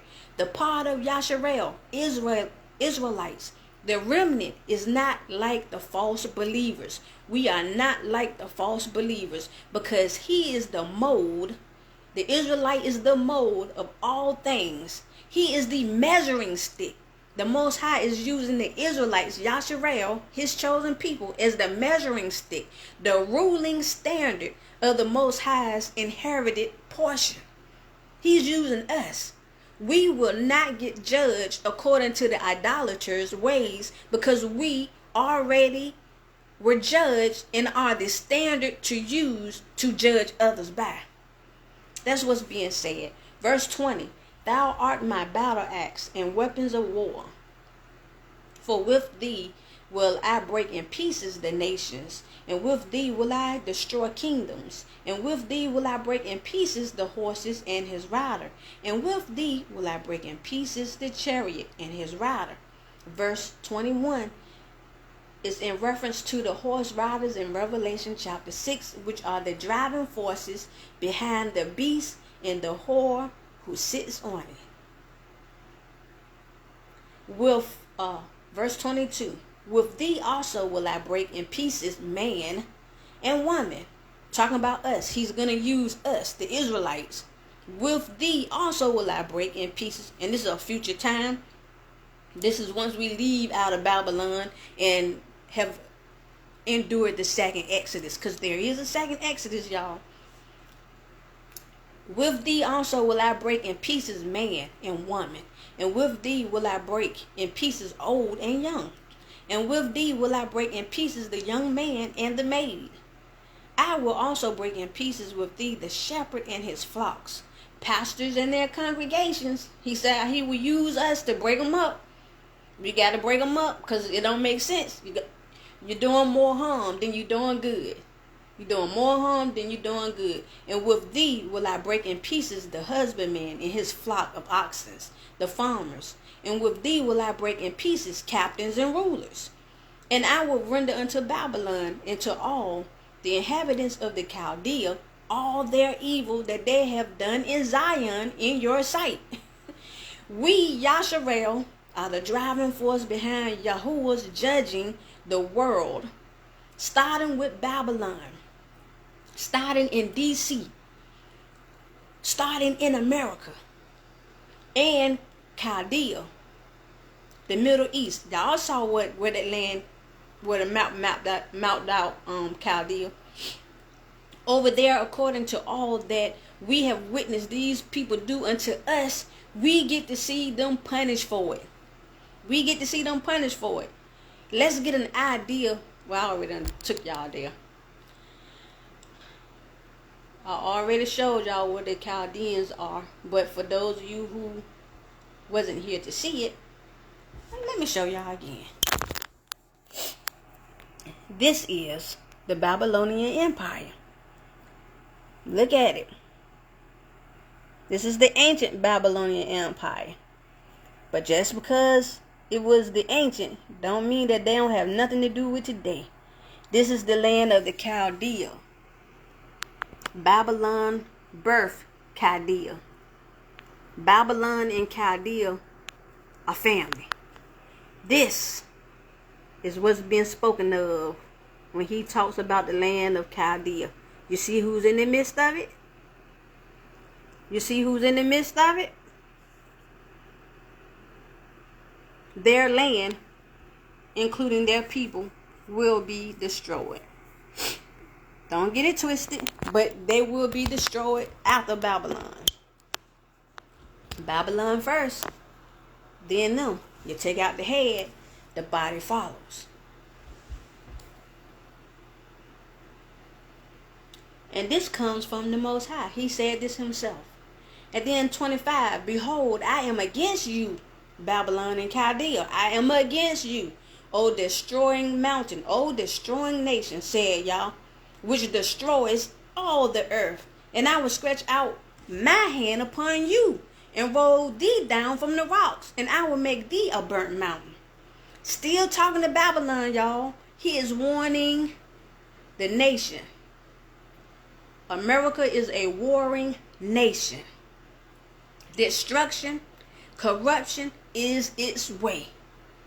Destruction, war, corruption, abominations, idolatry, no moral compass whatsoever, none whatsoever, will be cast down from the top, to become a burnt nation. The words that he used is no coincidence. The words is very descriptive of what's going to happen. Understand that. The words that he's using are not just words just to be used. This is what's going to be done. This is what it's going to look like when he's finished. 26, and they shall not take of thee a stone for a corner, nor a stone for a foundation, but thou shalt be desolate forever, said Yahuwah. They shall not rebuild, you will be empty forever. They shall not rebuild, you will be empty forever. Set up a standard in the land, blow the trumpet among the nations, prepare the nations against her, call together against her the kingdoms of Ararat, many in Ashkenaz. Appoint a captain against her, cause the horses to come up as the rough caterpillars, warn the people in Babylon, sound the alarm is what's being said. Could this be one of the trumpets in Revelation 8? Could it be? Could it be one of the trumpets? He said blow the trumpet. Could it be one of the trumpets in Revelation 8? I have to discuss this matter later. Can't get off topic right now. 28. Prepare against her the nations with the kings of the Medes, the captains thereof, and all the rulers thereof, and all the land of his dominion. And the land shall tremble in sorrow. For every purpose of Yah shall be performed against Babylon, to make the land of Babylon a desolation, without an inhabitant. The mighty men of Babylon have forborne to fight. They have remained in their holes. Their might hath failed. They became as women. They have burned her dwelling places. Her bars are broken. Is this not a description of what's going on? Let me read it. This is the breakdown of what was just said. The men are too afraid to fight. They will hide. Their strength has gone. They became man-made women. Literally, this is what the breakdown of this means. They became man-made women. This is not my insert. Breaking this down, this is what is being said. When I say the Most High is on point and very specific in what he's saying, they became man-made women. They have burned Babylon's resting places. Do we not have people, neighborhoods being consumed by fire? All of them are not natural made. All of them are not natural disasters. All of them didn't happen from lightning. Some of these fires are arsenal. What's the word? They're being set on fire. I can't get the word right now. Y'all know what I'm saying. They have burned Babylon's resting places. They are burning their own houses. These are a list of the type of men found within Babylon in that day. Is this not specific? Is this not not my saying. These are also responsible for setting ablaze in Babylon's Americans' homes. Look at these fires. I just said all of that. Listen to this. Now this right here, listen to this. King James Version, y'all. 31. One post shall run to meet another, and one messenger to meet another, to show the king of Babylon that his city is taken at one end. His city is taken at one end. So his city, which means this is a place, right?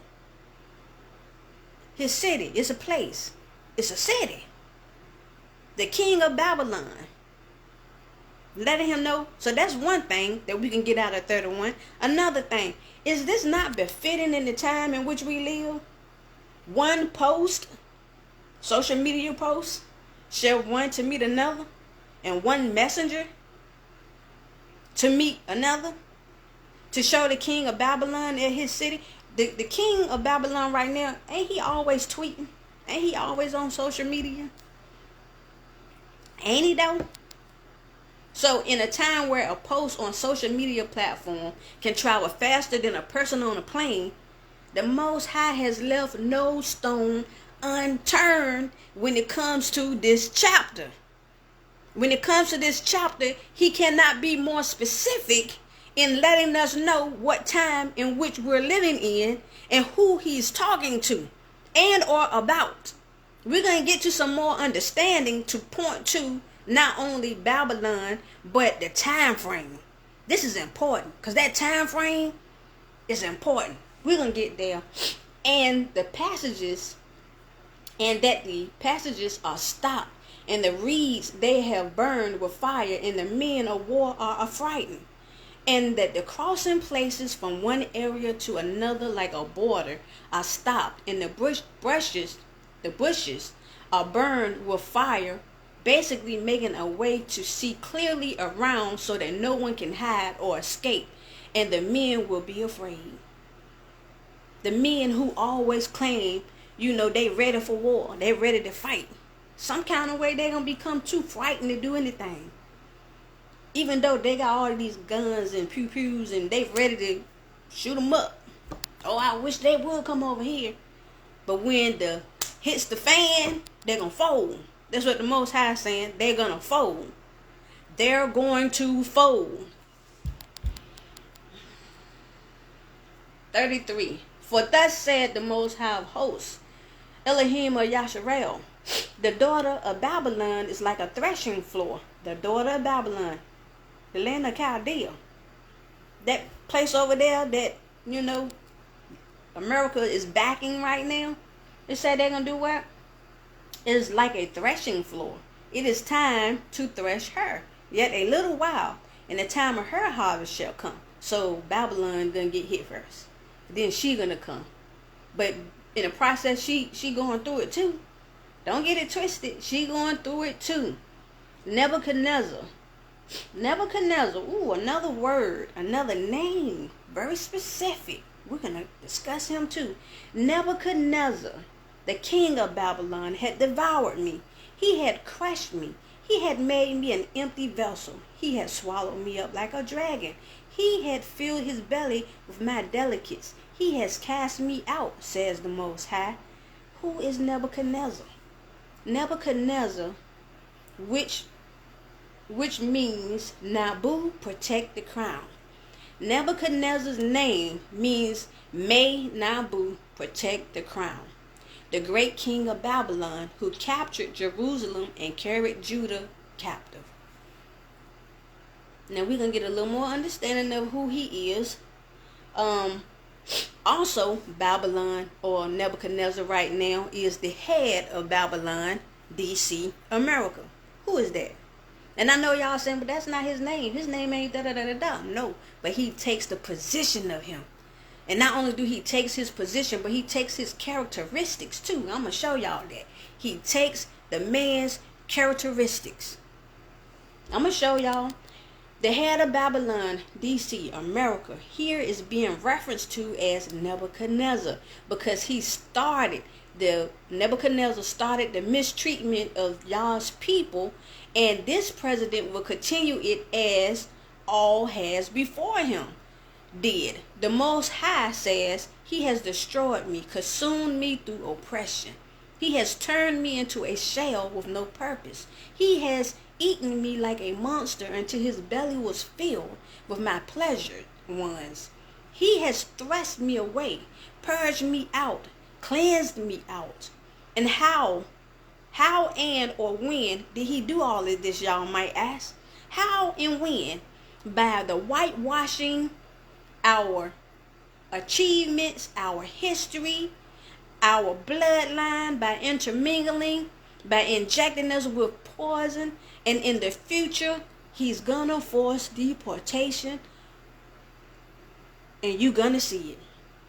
He's gonna force deportation. As a matter of fact, he's already doing it, because we had over 2 million Africans, literally Africans from African nations, to come here that are also being deported. So y'all might think that it's just the Mexicans. No, it's anything that don't look this color. Anything that don't look this color, they checking, they're questioning, they're running up on. So don't think just because you are this color here in America that, oh, you're excluded because you don't look like the Mexicans. Let's get more understanding of Nebuchadnezzar, right? Let's get more understanding. Nebuchadnezzar II was the second and greatest king of the Chaldean. This is where they come together at. Nebuchadnezzar II was the second and greatest king of the Chaldean dynasty in Babylonia. He was known for his military might, the splendor of his capital, Babylon, and his important part in Judah's history. Nebuchadnezzar II was the eldest son and successor of Nabopolassar, founder of the Chaldean Empire. So his daddy was the founder of the Chaldean Empire. So when I say that they're family, they're family. They're family. His name, from the Akkadian Nabu Kadori Ushur, means, "O Nabu, watch over my heir." Watch over my heir. Nabu. Who is Nabu? Nabu is a major god in the Assyrio-Babylonian pantheon. A major god, pantheon, which means they had a large scale of gods that they worship, they recognize, they honored, they praise. Anything that you did, they had a god to it. So he was a part of that pantheon. He was patron of the art of writing and a god of vegetation. This is Nabu. Nabu's symbol were the clay tablet. Listen now. Nabu's symbols were the clay tablet. Most popular was the granite tablets or the plaques, like those we commonly see and use in the DC's monuments. This is what Nabu was known for. When you saw like a clay tablet made out of granite, and it was graved or carved with inscriptions, words, pictures even, that was a symbol of Nabu, the god, a major god in the Assyrian Babylonian pantheon. It's so many of them. It's so many. You can't just say that they honored and worshiped just one false god. They had so many of them. Nabu also was being credited with being the creator of the stylus. Y'all know the little stylus thing that you use for your devices? You know, your finger too big, so you use the stylus. He invented this, not the actual kinds that we use today, but in his day, the stylus was made of like metal, and they would use it to chisel in the granite. That's what he would use to chisel the granite with. And they called that the stylus. And today we call the stylus those little pointers we use for our devices. See these, where they get that idea from. Anyways, the stylus is the instrument held to be proper to him who inscribed the fates assigned to men by the other gods. So he was the one who, whenever the other gods would point out what was going to happen to a particular person, he was the one they said was writing it down and granted. That's what they're saying.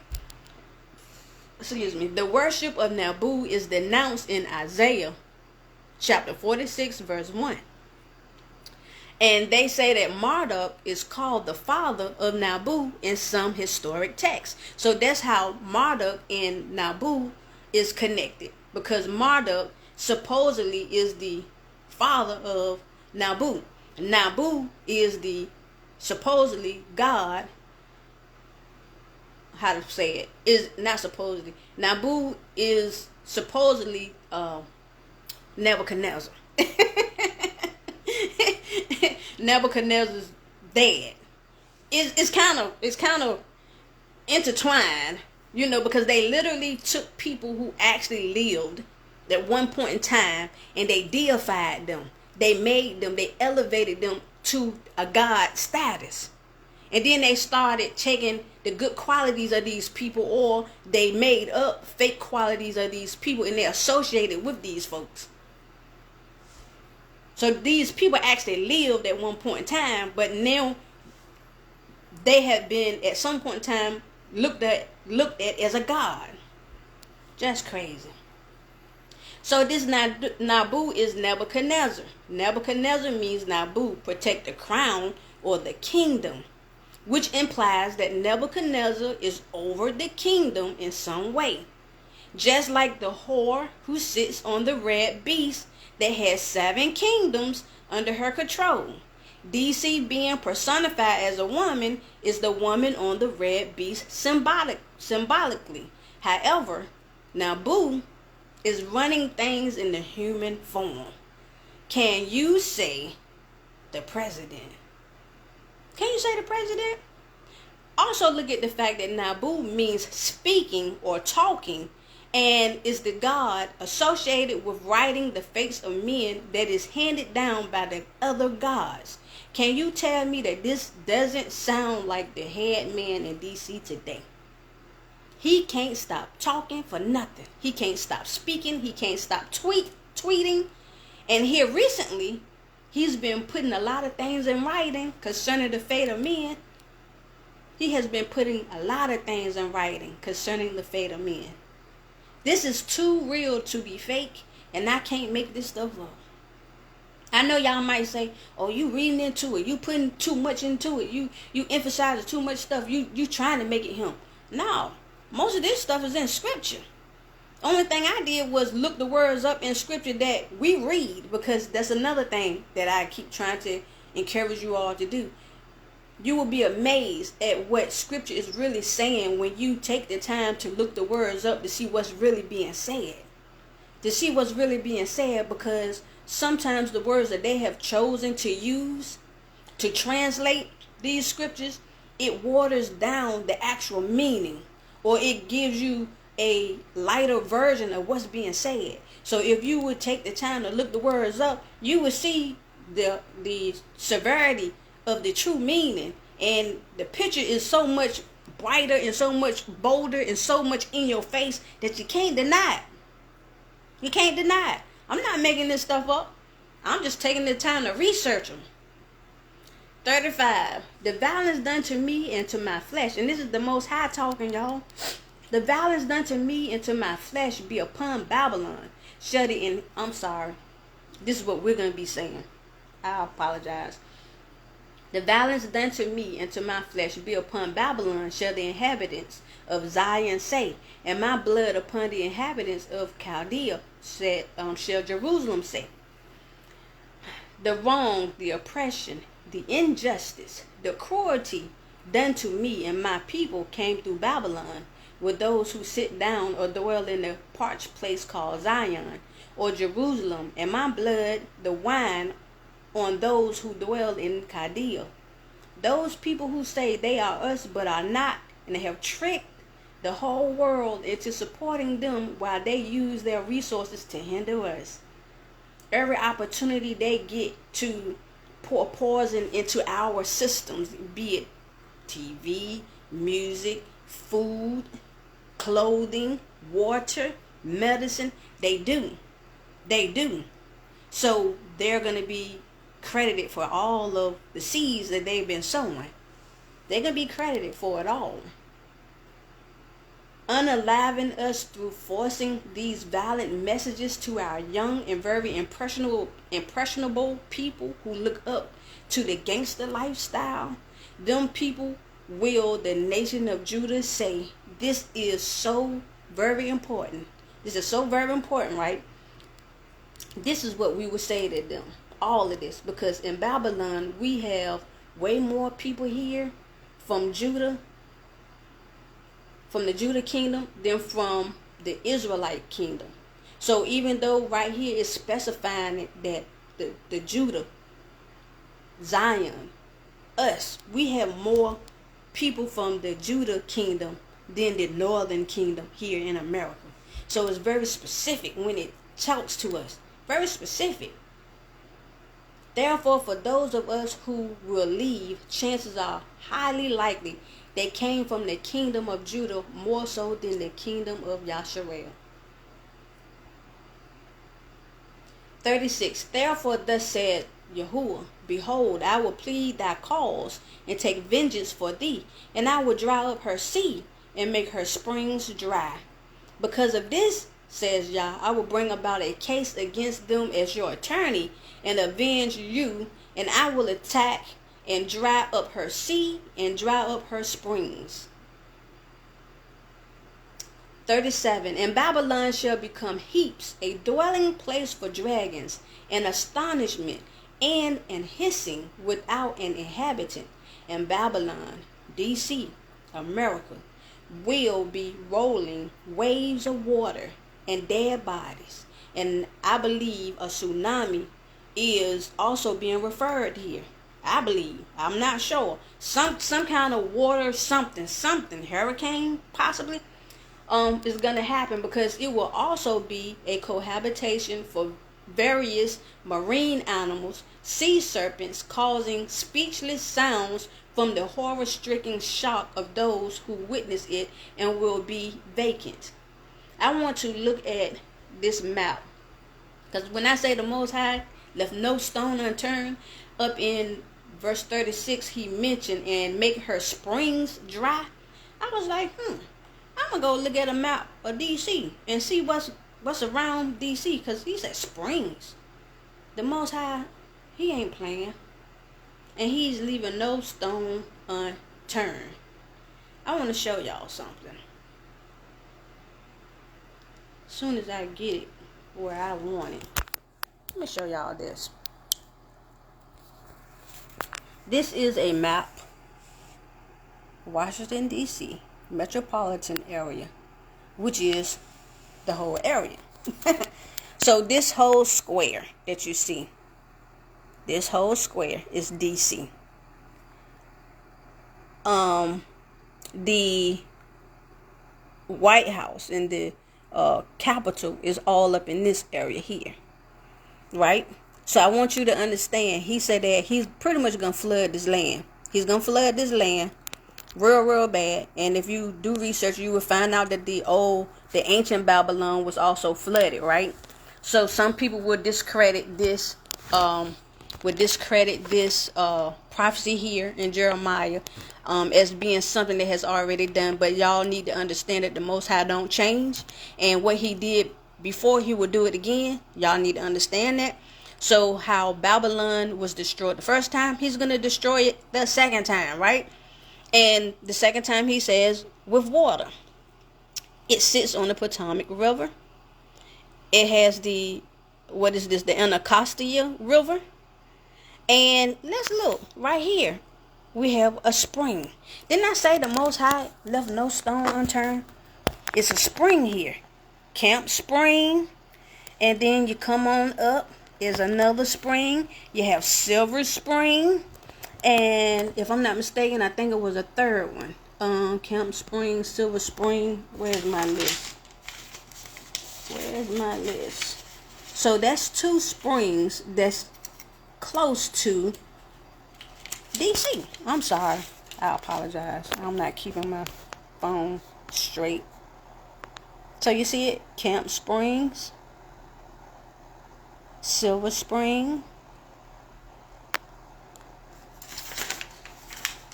Where's my paper? Because I wrote it down. Trying to see if there's another one. I don't want to overlook anything. And y'all can see it. If y'all see another spring up there, then that goes to, it adds to the list. Where is it? Oh, here it go. Silver Springs, Camp Springs. Okay, so those are only two.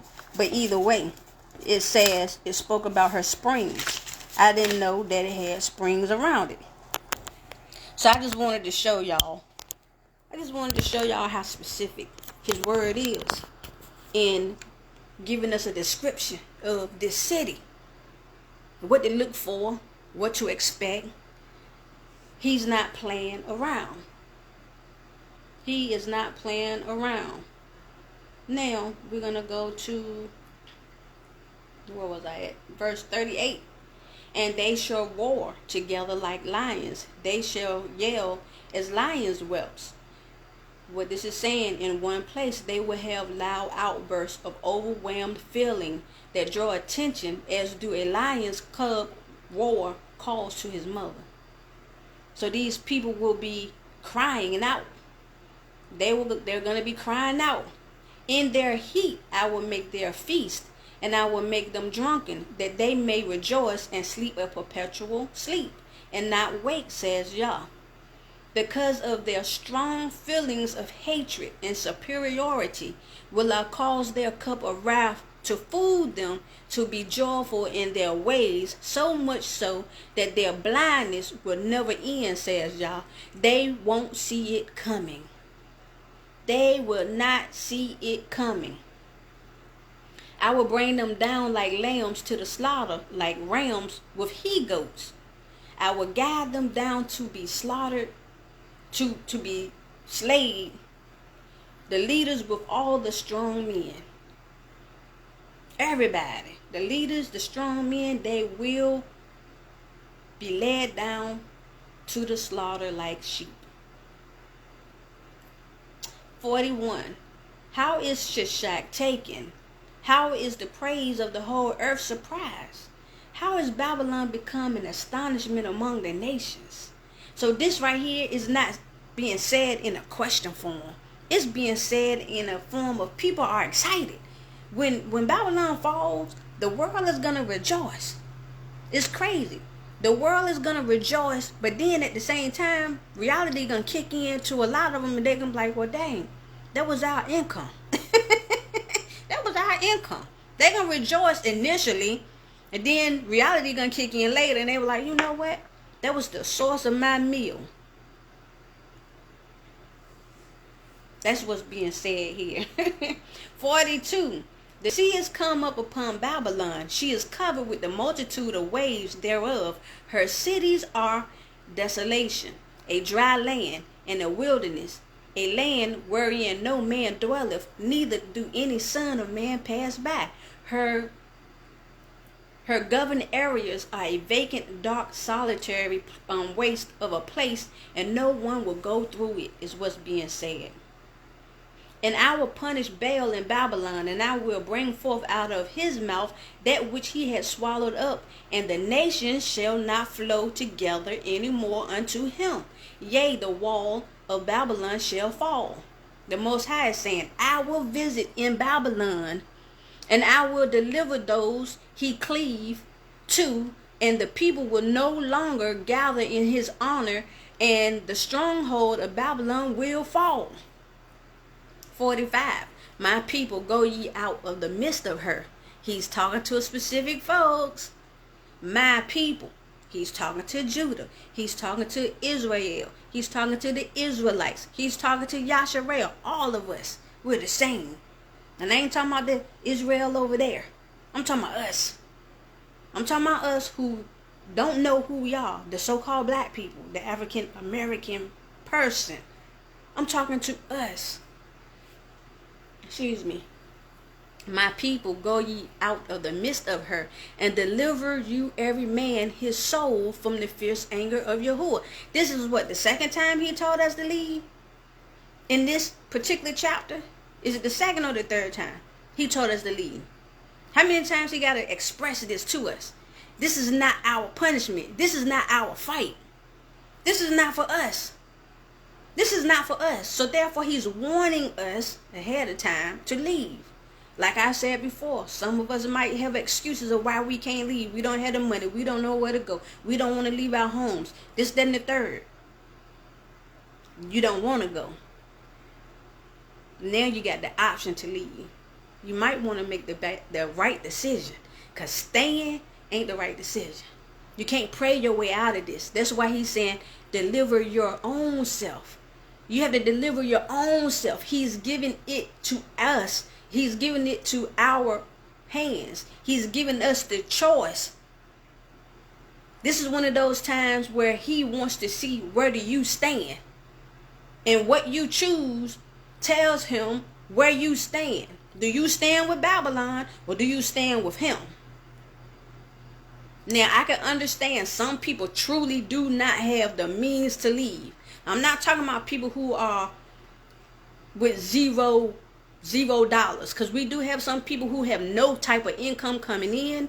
They have no people who they could depend on. They have no transportation. They have absolutely nothing. Them people, it's a different set of things for them people, because them people, if you're that type of person who have nothing that you can use to get out of this place, but you have it in your heart to leave, then you might just be one of the ones he spares. Again, I use the word might, because it depends on your heart. It depends on your mindset. It depends on your willingness to obey him. So he knows who you are. He knows who you are. He knows why you haven't moved. He knows. So if you're one of them people who just can't, like literally you have no option but to be where you are, then that's what it is. But if you have some type of income, fixed income, you got a job, whatever, and you concerned with, I got to pay my bills, forget them bills. Because guess what? Them bills ain't going to be important when everything go boom. Who you going to pay? Who you going to pay when everything hit the fan?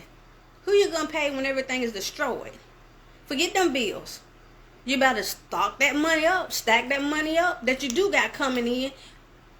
3 months late, okay. 4 months late, okay. 5 months late, okay. Guess what? You got money in the bank to get up out of here. Y'all concerned about making car payments and rent payments and electric bills. And we don't have time to be worried about that. Let me tell you. I'm going to show you. We don't have time to be worried about that. So whatever income you got coming in, you better keep more of it in than you sending out, so that you can get your butt up out of here. This is what I'm telling you. When you're faced with some type of natural disaster, say we have a hurricane coming. We have a hurricane coming before rent is due. Let's just say, because all of us don't have it like that, where we can pay our bills ahead of time and still have money. Let's just call it what it is. A lot of us live paycheck to paycheck. It is what it is. Let's say a hurricane is coming in your area, and your rent is due next week, but this hurricane is going to come 4 or 5 days before the rent is due.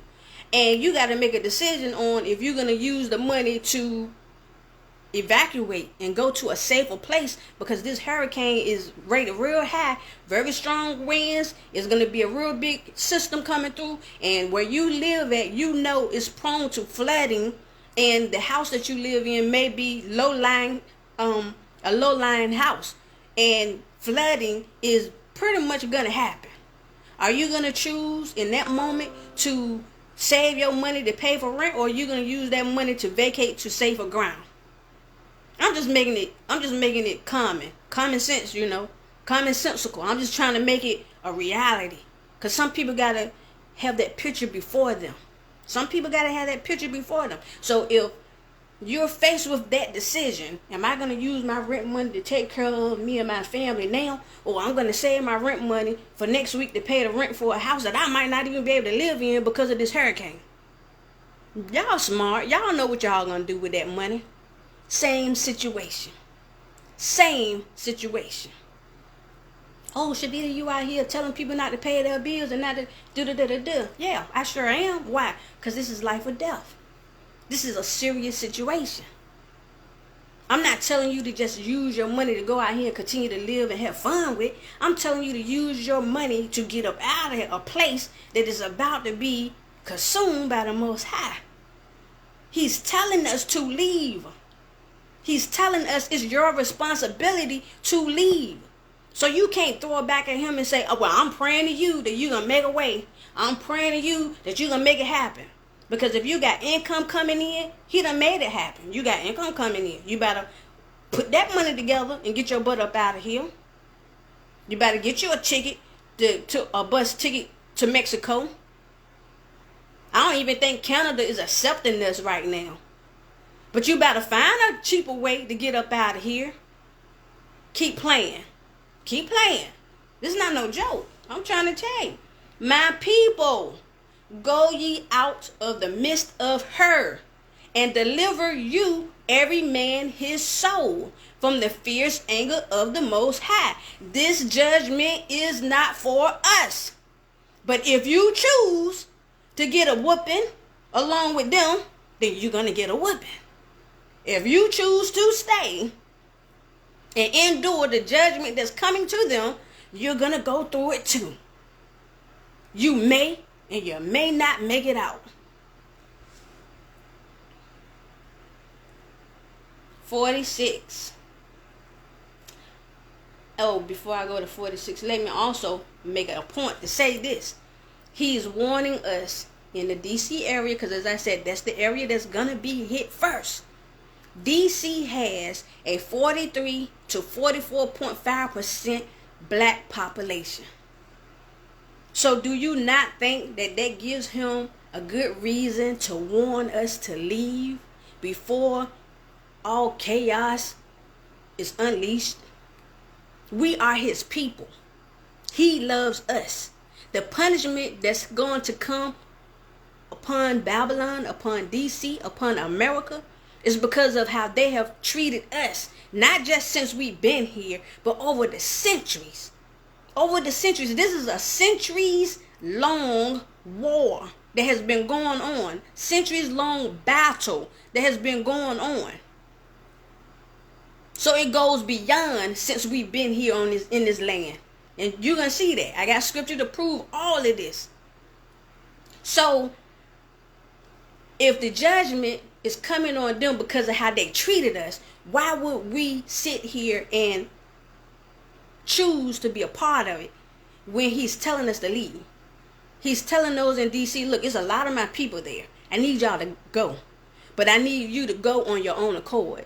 Because that's going to help me see who's really standing for me and who's standing for Babylon. Because we have some of us who think Babylon is the bee's knees, as one of my cousins say. He say it all the time. And as a matter of fact, he lives up there in the DC area. And I'm going to have to tag him to this because he need to see this video. He need to see this video. But he says it's the bee's knees. So the Most High is saying, my people, y'all need to come on out. Come on out. Deliver yourselves. Come on out. And we're going to have more scripture to give us even more instructions on what to do. The Most High has left no stone unturned. Let's go on. 46. Whew. Oh my gracious. Unless your heart faint and you fear for the humor. I'm sorry. Here we go with the timeline. The timeline is about to kick in. Oh my gosh, I've been up here for a minute. 46. Unless your heart faint and you fear for the rumor that shall be heard in the land, a rumor shall both come 1 year, and after that in another year shall come a rumor, and violence in the land, ruler against ruler. What is being said? This is a timeline, a 2-year span. This is what's being said. Unless you allow the weakness of your mind, that you respect the report of the news that will be spoken of in the world in 1 year, and after that another year of news reports and cruelty, oppression, and mistreatment in Babylon with law over law. Basically, if you allow yourself to be tricked into allowing the reports being told to us within a 2-year time frame that don't line up with what is actually happening, plus the mistreatment in the land, law going against law. In 2023, the news kept reporting on a civil war possibly happening. A civil war. Now they're reporting on UFO sightings.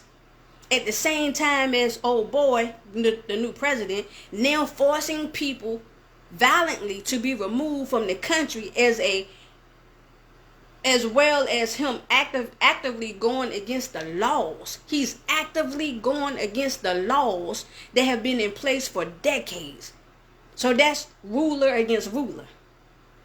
Because it took a ruler to put those laws in place before. And then here he go, coming up against those rulers. You see how it's lining up? We had a 2-year time frame, y'all. 1 year you hear one rumor. So for those of us who watching, we supposed to be telling y'all this stuff. I've been telling y'all, we need to leave. We need to leave. We don't have a year anymore. We don't have a year. We do not have a year. We are in February. I would say less than 6 months. Less than 6 months. I really don't know the exact time the first rumor started. Unfortunately, I do not know the exact time the first rumor started. I don't know when they first started pushing this civil war rumor. I don't know.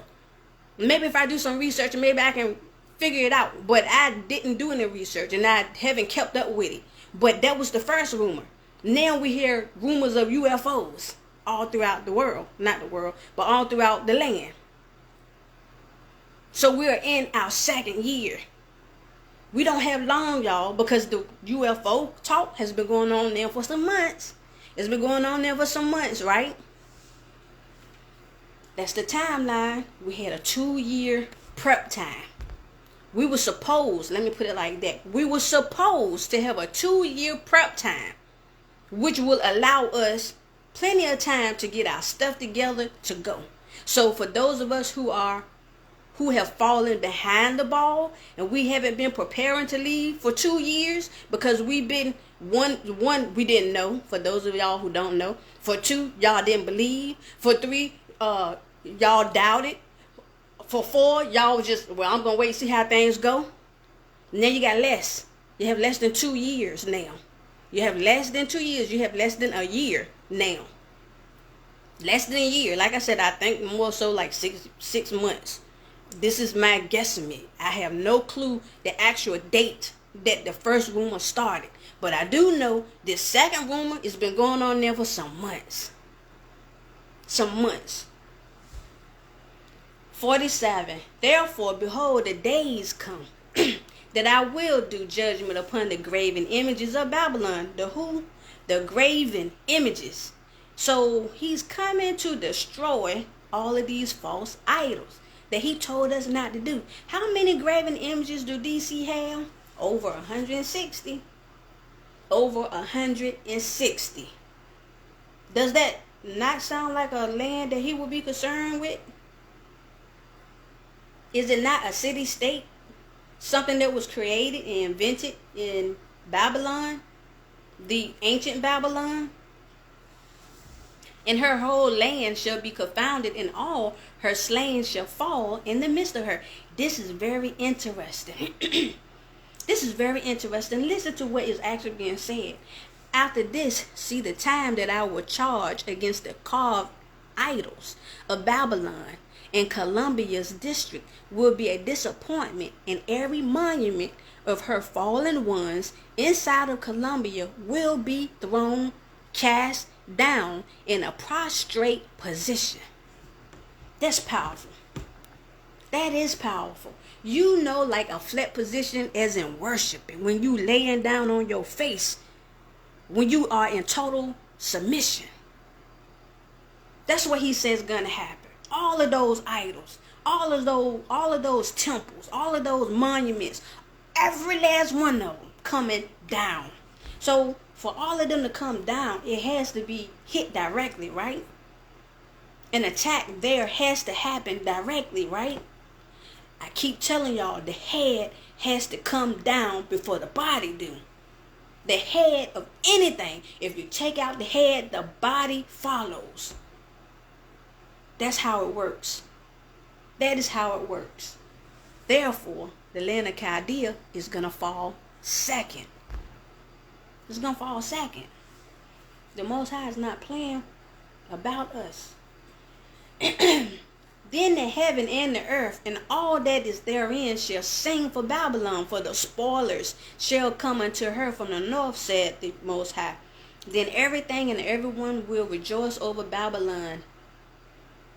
They will be ravaged from the northern group. 49. As Babylon has caused the slain of Yasharel to fall, so at what? So at. So you mean to tell me it says so at? So that means Babylon is a place. So at shall fall the slain. I'm sorry. So at Babylon shall fall the slain of all the earth. Let's read that again. As Babylon had caused the slain of Yasharel, us, to fall, so at Babylon shall fall the slain of all the earth.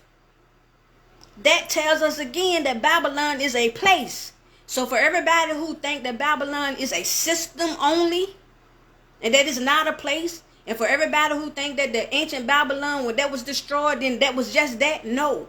It's a second Babylon. That's why it's a mystery sitting on that red beast. It was a mystery. And it's an actual city called DC. So at Babylon shall fall the slain of all the earth.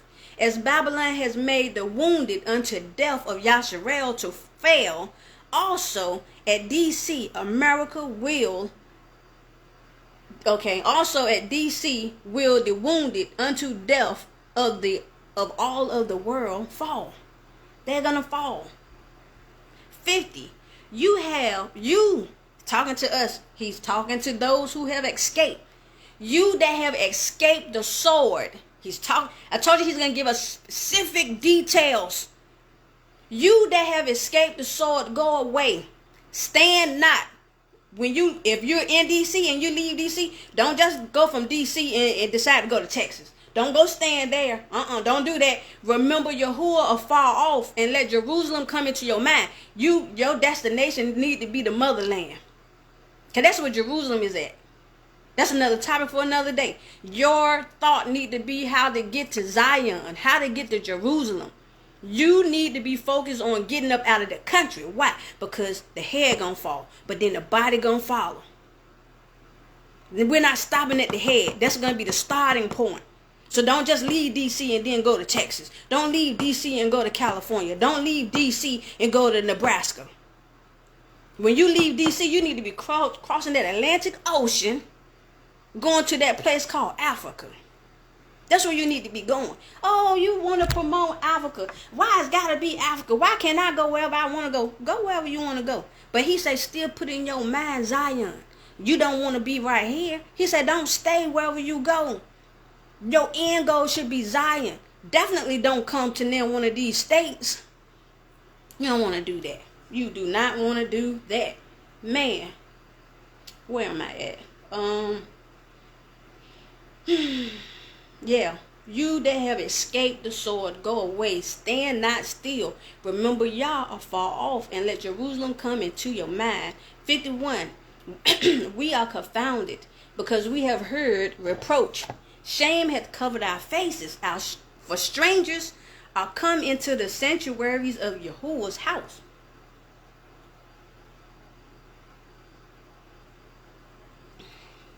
See, at this point in the game, some of y'all should be waking up. At this point in the game, some of you who are watching this video should be coming to the reality of like, oh snap, this real. Oh snap, this is for real. Oh snap, this is really what it's saying. Oh snap, the reality is this girl ain't crazy. The word is telling us what to do. Oh snap, this is real.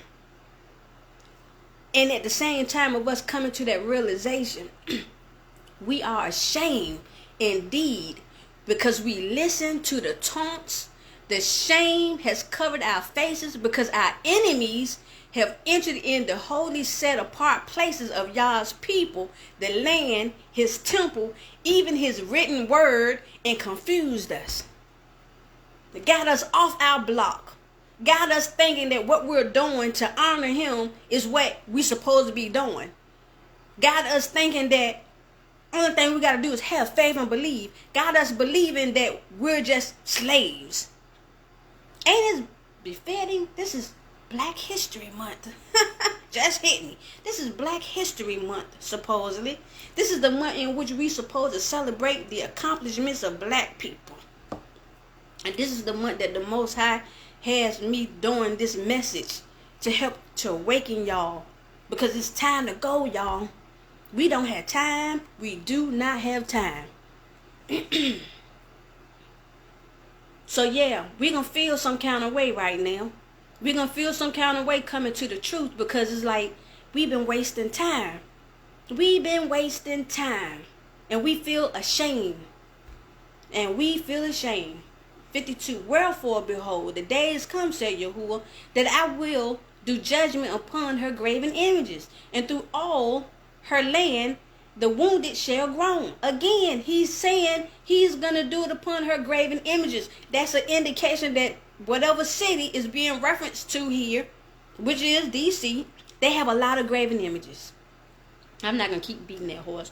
Therefore, see, the time comes, says Yah, that I will cause destruction on Columbia's temples, the fountains, the ponds, the statues, the monuments, the plaques, and throughout all of her governing land, the pierced through will cry. Those who get pew pew but don't die, they will cry. Though Babylon shall mount up to heaven, and though she should fortify the height of her strength, yet from me shall spoilers come unto her, says Yahuwah. Indeed, Babylon ascend up in the air, fighter jets, that is, and indeed Columbia has kept secret the magnitude of her power. We don't know all the power she possessed. It don't matter. Still will I send destroyers unto Columbia, says Yah. Still he's going to send them forth. So for everybody who banking on the power, the authority, and the might of this place, it's a wrap. It's a wrap. It don't matter. It does not matter. Some of y'all might say, oh, well, why you sound so excited for this? My father come to take up for me. Why should I be mad? My bullies about to get dealt with. Why should I get mad? My enemies are about to be dealt with by my father. Why would I be mad? I've been mistreated, lied on, oppressed, imprisoned, enslaved, body been misused, forced in all kinds of abominations, and you think I'm supposed to be mad for being set free from it? I wish I would. I wish I would. A sound of a cry coming from Babylon, and great destruction from the land of the Chaldeans, because Yah has spoiled Babylon and destroyed out of her the great voice. When her waves do roar like great waters, a noise of her voice is uttered.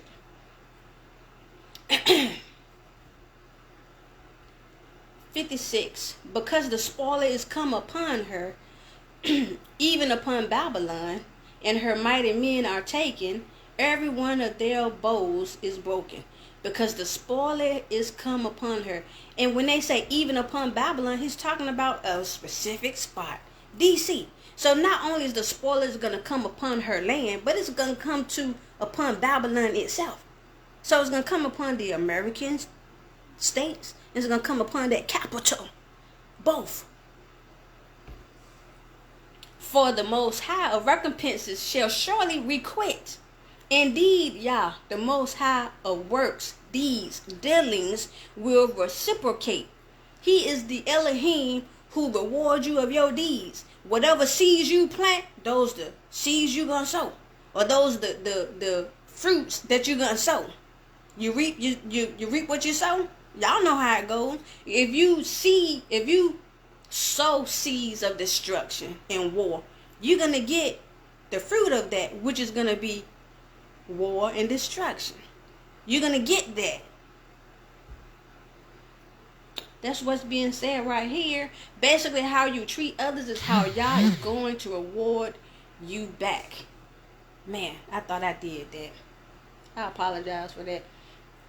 57. And you will make drunk, and I will make drunk her princes and her wise men, her captains and her rulers, and her mighty men, and they shall sleep a perpetual sleep and not wake, said the king, whose name is the Most High, whose name is Yah of hosts. And I will cause an unsober, unclear, intoxicated man in Columbia's head ranks, and they will never awaken from their blindness, says the Most High, whose name is Yah. Thus said Yah of hosts, the broad walls of Babylon shall be utterly broken, and her high gates shall be burned with fire, and the people shall labor in vain, and the folk in the fire, and they shall be weary. Also, this right here is saying, also says Yah of hosts, the enlarged protection of Columbia will be stripped bare, and Columbia's exalted split openings will kindle with fires, and the people will work until exhausted for nothing, and those in the fire will faint from exhaustion. The word which Jeremiah the prophet commanded Sariah, the son of Neriah, the son of Mashiach, when he went to Zedekiah, the king of Judah in Babylon, in the 4th year of his reign. So this word came to Jeremiah then. It came to him then. And this says Sariah was a quiet prince, which means he rested. He was a rested power. He was a leader, but he was quiet. He was rested. He was one of those like you wouldn't know he existed because he was always quiet. But that didn't take away the power that he possessed or the rank that he had. It didn't take away that. So Jeremiah wrote in a book all the evil that should come upon Babylon, even all these words that are written against Babylon. And Jeremiah said to Sariah, when thou comest to Babylon and shall see and shall read all these words or recite all these words, then shalt thou say, O Yah, thou hast spoken against this place to cut it off, that none shall remain in it, neither man nor beast, but that it shall be desolate forever. That is talking about the ancient Babylon. Because like I said earlier, the same thing that happened then is going to happen again to this Babylon. Also, you going down. Now I'm gonna read this explanation. Also, you would say, oh Yah, you have declared toward this rising stand to cut it down, that none grow old that live here, neither man or animal, but of ancient hidden ruins. That's what's being said about that Babylon. In 63, and it shall be, when thou hast made an end of reading this book, that thou shalt bind a stone to it and cast it into the midst of the Euphrates. Bind this book up and cast it into the midst of the Euphrates. What's supposed to happen to the Euphrates River towards the end of everything? Don't the Euphrates River supposed to dry up? So once the Euphrates River dries up, that book will be found and people will read it. Somebody gonna find it, right? Somebody gonna find it and we're gonna read it. I think we're reading it. We're reading it. And thou shalt say, thus shall Babylon sink, and shall not rise from the evil that I will bring upon her, and they shall be weary. Thus far are the words of Jeremiah. The question that need to be answered is this. Is this speaking of the ancient Babylon of their day, or is this prophecy against the latter days Babylon? Many will argue that Babylon is a world system and not an actual place because of this. as well as the historic records of how the ancient Babylon was destroyed. However, let's see scriptural proof that Babylon exists not only today, but even more proof that it is a place, a city. Real briefly, I'm almost done. I promise you I'm almost done. We're going to read Micah chapter 4 verses 1 through verse 13 real briefly. And it says, and I think I lied. We ain't going to read all of that. We're going to skip some. Micah chapter 4 verse 1. But in the last days it shall come to pass that the mountain of the house of Yahuwah shall be established in the top of the mountains, and it shall be exalted above the hills, and the people shall flow unto it. And what is being said is, it must happen that in the last days Yah will reestablish his people on top of a mountain range, and it will rise above other nations, and people will come to it. Dropping down to verse 6. In that day, when the last days, said the Most High, I will assemble her that halted, and will gather her that is driven out, and her that I have afflicted. What is being said here? What is being said here is, in the day or restoration, redemption, I will gather, collect, call together them, Judah and Yasharel, that is, with one-sided. They have a one-way mind. They have their mind made up, or with one accord. On one accord, I will collect them, Judah and Israel, that were banished, pushed away, and them, Judah and Yasharel, that I Yah have broken in. An example, a wild animal. So basically what he's saying here, right, is those who halted to his call to flee, he would gather those that he drove out. He drove us out of our land, but now he's calling us to come back. He's calling us to come back. But only those who have the understanding, only those who have their mind made up to serve him, only those who have the heart to serve him, only those will be the ones to come. Only those will be the ones who come. And I will make her that halted a remnant, and her that was cast far off a strong nation. And the Most High shall reign over them in Mount Zion from henceforth even forever. So I will make those who halted, those, I will make them that is of one mind, with one understanding. I will make them that is left. I will have them, those that was removed by force, they will now become a mighty people, and Yah will rule over them. So those who are determined to do things the way the Most High is telling them to do, those who are convinced in what his word is saying, those who have been awakened to the truth and have accepted the truth and are walking in the truth, only those will be allowed to be where am I at? Only those will be allowed. I'm sorry, I done lost something. Only those will be allowed to reign or be allowed into Mount Zion, and he will be the ruler over them. So he's creating a remnant. He's creating a remnant out of those who will return.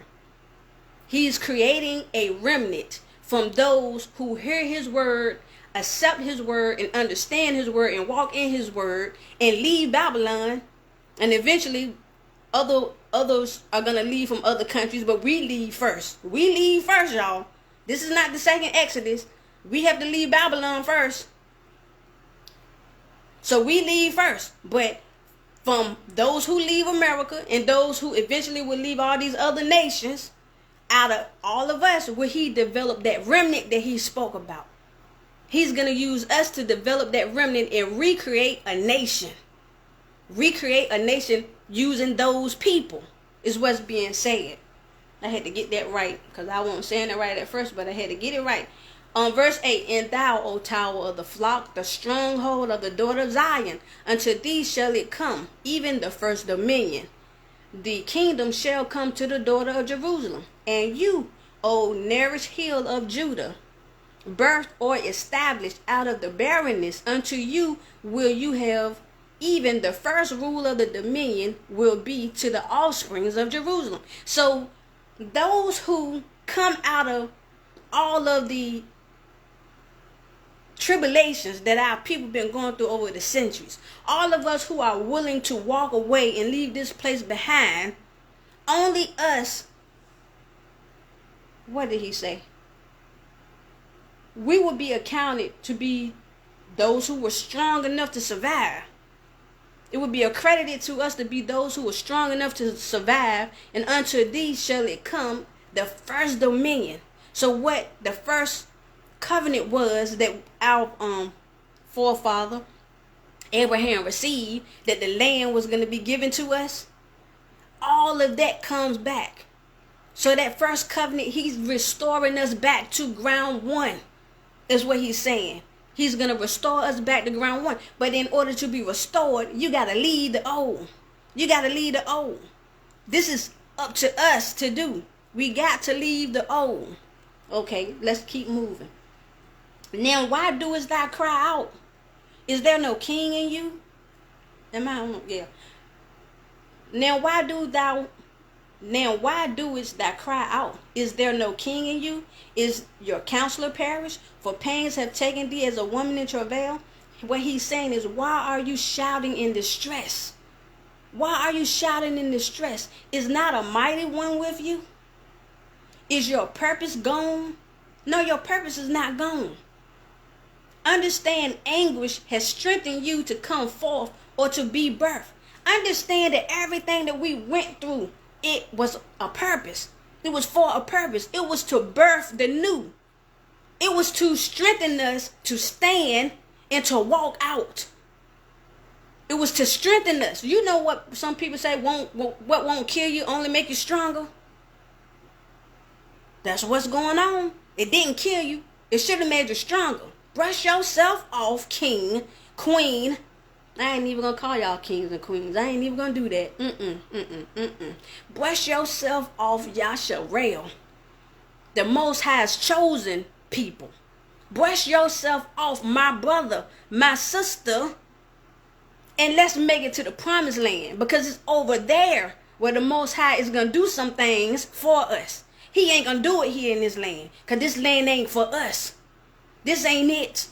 This is not it. He is telling us, I know y'all done been through something, but don't let the pains that y'all went through, don't let the trials and the tribulations that y'all been through hinder you. Be in pain and labor to bring forth, O daughter of Zion, like a woman in travail. For now shalt thou go forth out of the city. He's still telling us to leave. Go forth out of the city, and thou shalt dwell in the field, and thou shalt go even to Babylon. What? There shalt thou be delivered. There Yahuwah shall render thee from the hand of thy enemies. Okay, so, what is being said here? Because it's sounding like he's telling me to leave the city. Well, what city should I be leaving? And he said I should live in the field. Well, what field should I live in? And he telling me I should even go to Babylon. See, this right here is the sleight of hand. Let's break this down and what he really was saying. He said, move to burst forth, O children of Zion. Come forth, that whereas you depart of any location, and you settle down in the country, and you will come as far as Babylon, there deliver yourself, that at that time Yah will redeem you from the grip of those who hate you, those whom oppress you, those whom unalive you, those whom mistreat you, those whom falsely imprison you, those whom belittle you, those whom despise you, those whom plotted against you, those whom destroyed you. So this scripture was misinterpreted, and it, whether it was done intentionally or unintentionally, I don't know. But what is actually being said is what I just read. Be in pain and labor to bring forth. Like, it's going to hurt. It's going to hurt us for us to leave. But we got to bring forth the remnant that the Most High say he's coming back for. The remnant of Yasharel. We got to bring them forth.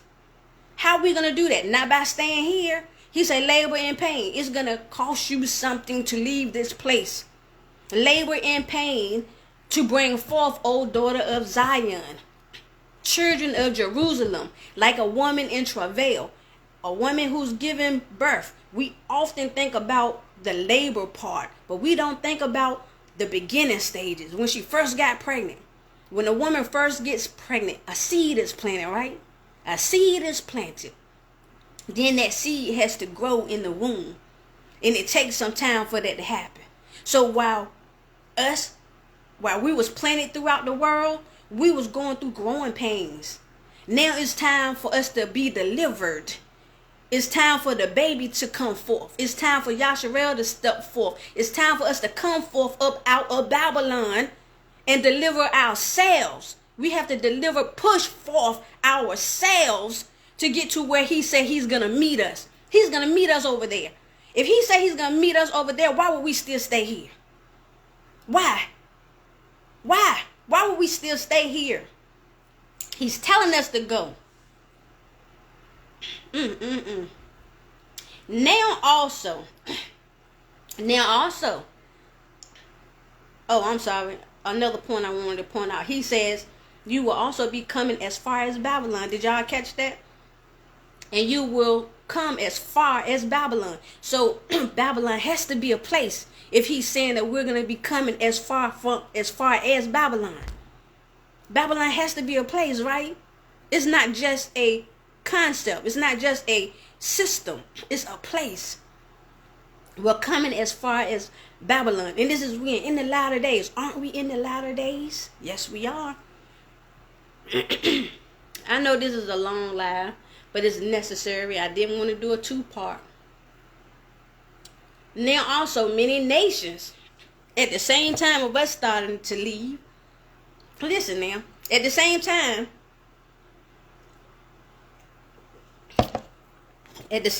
of us leaving Babylon, he says, now also many nations are gathered against you. They are still plotting against us to keep us from leaving.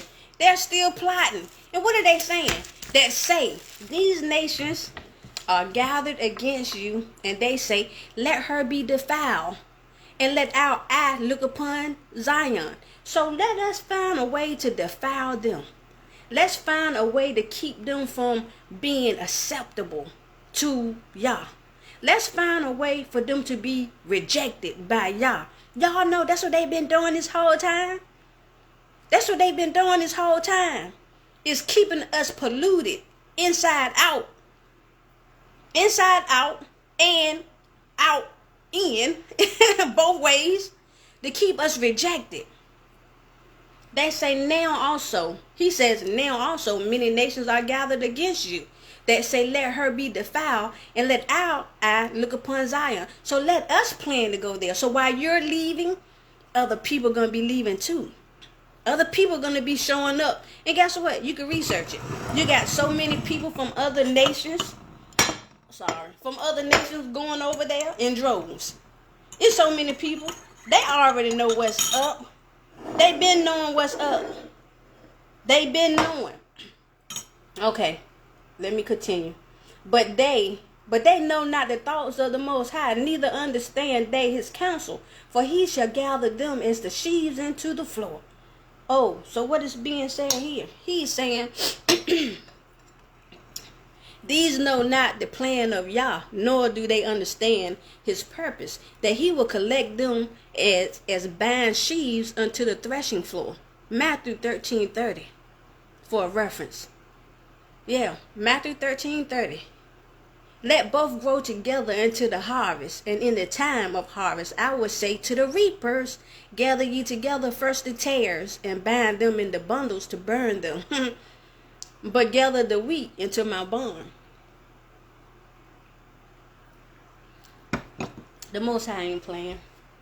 13. Arise and thresh, O daughter of Zion, for I will make thy horn iron, and I will make thy hooves brass, and thou shalt beat in pieces many people, and I will consecrate their gain unto Yahuwah, and their substance unto Yah unto the the Lord of the whole earth. For the purpose of this, I use it in this context. So what is being said here is, stand up and tread, O children of Jerusalem, because I, Yah, will make your head of iron like the axe. Earlier he mentioned we're going to be his battle axe. And I will make your feet brass, and you will crush many people, nations, and I devote their riches to Yah, and their strength, wealth to the ruler of all the land. The Most High ain't playing. Revelations chapter 17, and I'm done. I am done. And upon her forehead was a name. Was a name written. What does the name mean? The name. When something is named, the name is used for everything which the name covers. Everything the thought or feeling of which is aroused in the mind by mentioning the name. Hearing the name, remembering the name. For one's rank, authority, interest, pleasure, command, excellencies, and deeds. A name means something, y'all. And upon her forehead was a name written. Written. What does the word written means? It was graved, scraped, scratched. It was engraven. Mystery. Mystery. What does mystery mean? Hidden thing. Secret. Religious secrets. Religious secrets. Confided only to the initiated and not to ordinary mortals. A hidden or secret thing not obvious to the understanding. Babylon the Great. Babylon the Great. The son of lusty confusion. Babylon the Great. Who was Babylon the Great? Nebuchadnezzar.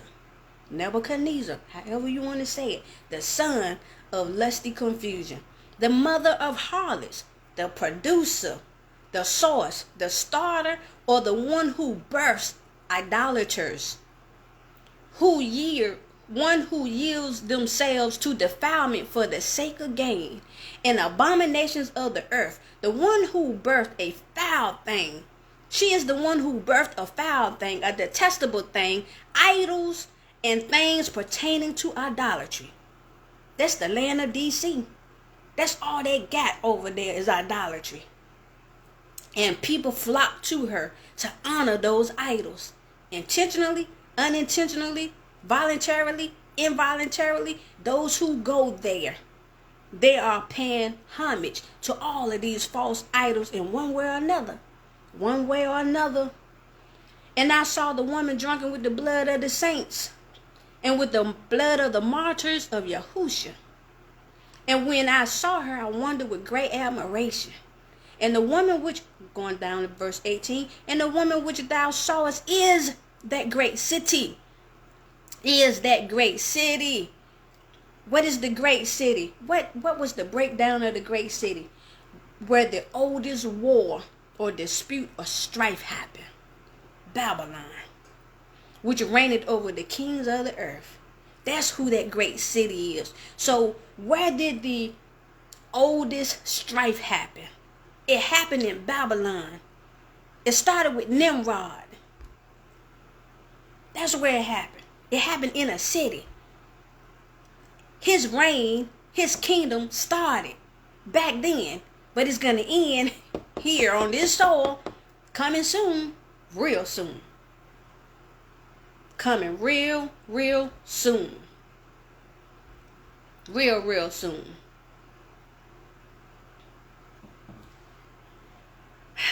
I hope this has been an eye-opener. I know this has been a long live. I have never gone this long before, and I'm not going to say I never will, because I do what I'm told. I do what I'm told. And so, I'm going to leave y'all with this. The same thing that I started y'all with, I'm going to leave y'all with this. I guess. Maybe not.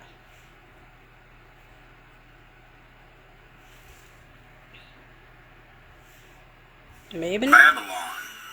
And they're all coming to take Babylon down and to take Yahuwah's crop out. These are what's called reapers in the Bible. When you read the Bible and it talks about reapers, they'll look like locusts when they finally pop up and you actually see it. They're here. You know, a huge army's already here. You that know your Hebrew and you decided to obey your real daddy, Yahuwah, and accept your older brother Yahushua HaMashiach instead of the white man's Jesus. Putin's sending some people to pick you up and take you home if you're ready to go. If you're ready to be set free from Babylon, America. I wanted to bring you Hebrews, you know, the ones that know who you are and everything. I wanted to bring y'all a bit of good news. See, they haven't figured out old Putin is Yahuwah's army. See, they're all united against Babylon. And they're all coming to take Babylon down and to take Yahuwah's crop out. These are what's called reapers in the Bible. When you read the Bible and it talks about reapers, they'll look like locusts when they finally pop up and you actually see it. They're here. You know, a huge army's already here. You that know your Hebrew and you decided to obey your real daddy, Yahuwah, and accept your older brother Yahushua HaMashiach instead of the white man's Jesus. Putin's sending some people to pick you up and take you home if you're ready to go. If you're ready to be set free from Babylon, America. You heard that? He said if you're ready to be set free from what? Babylon, America. Did you catch it? Even they know. It's time for us to know. And it's time for us to obey his word and heed to his warning. It's time to leave. Y'all have a wonderful day.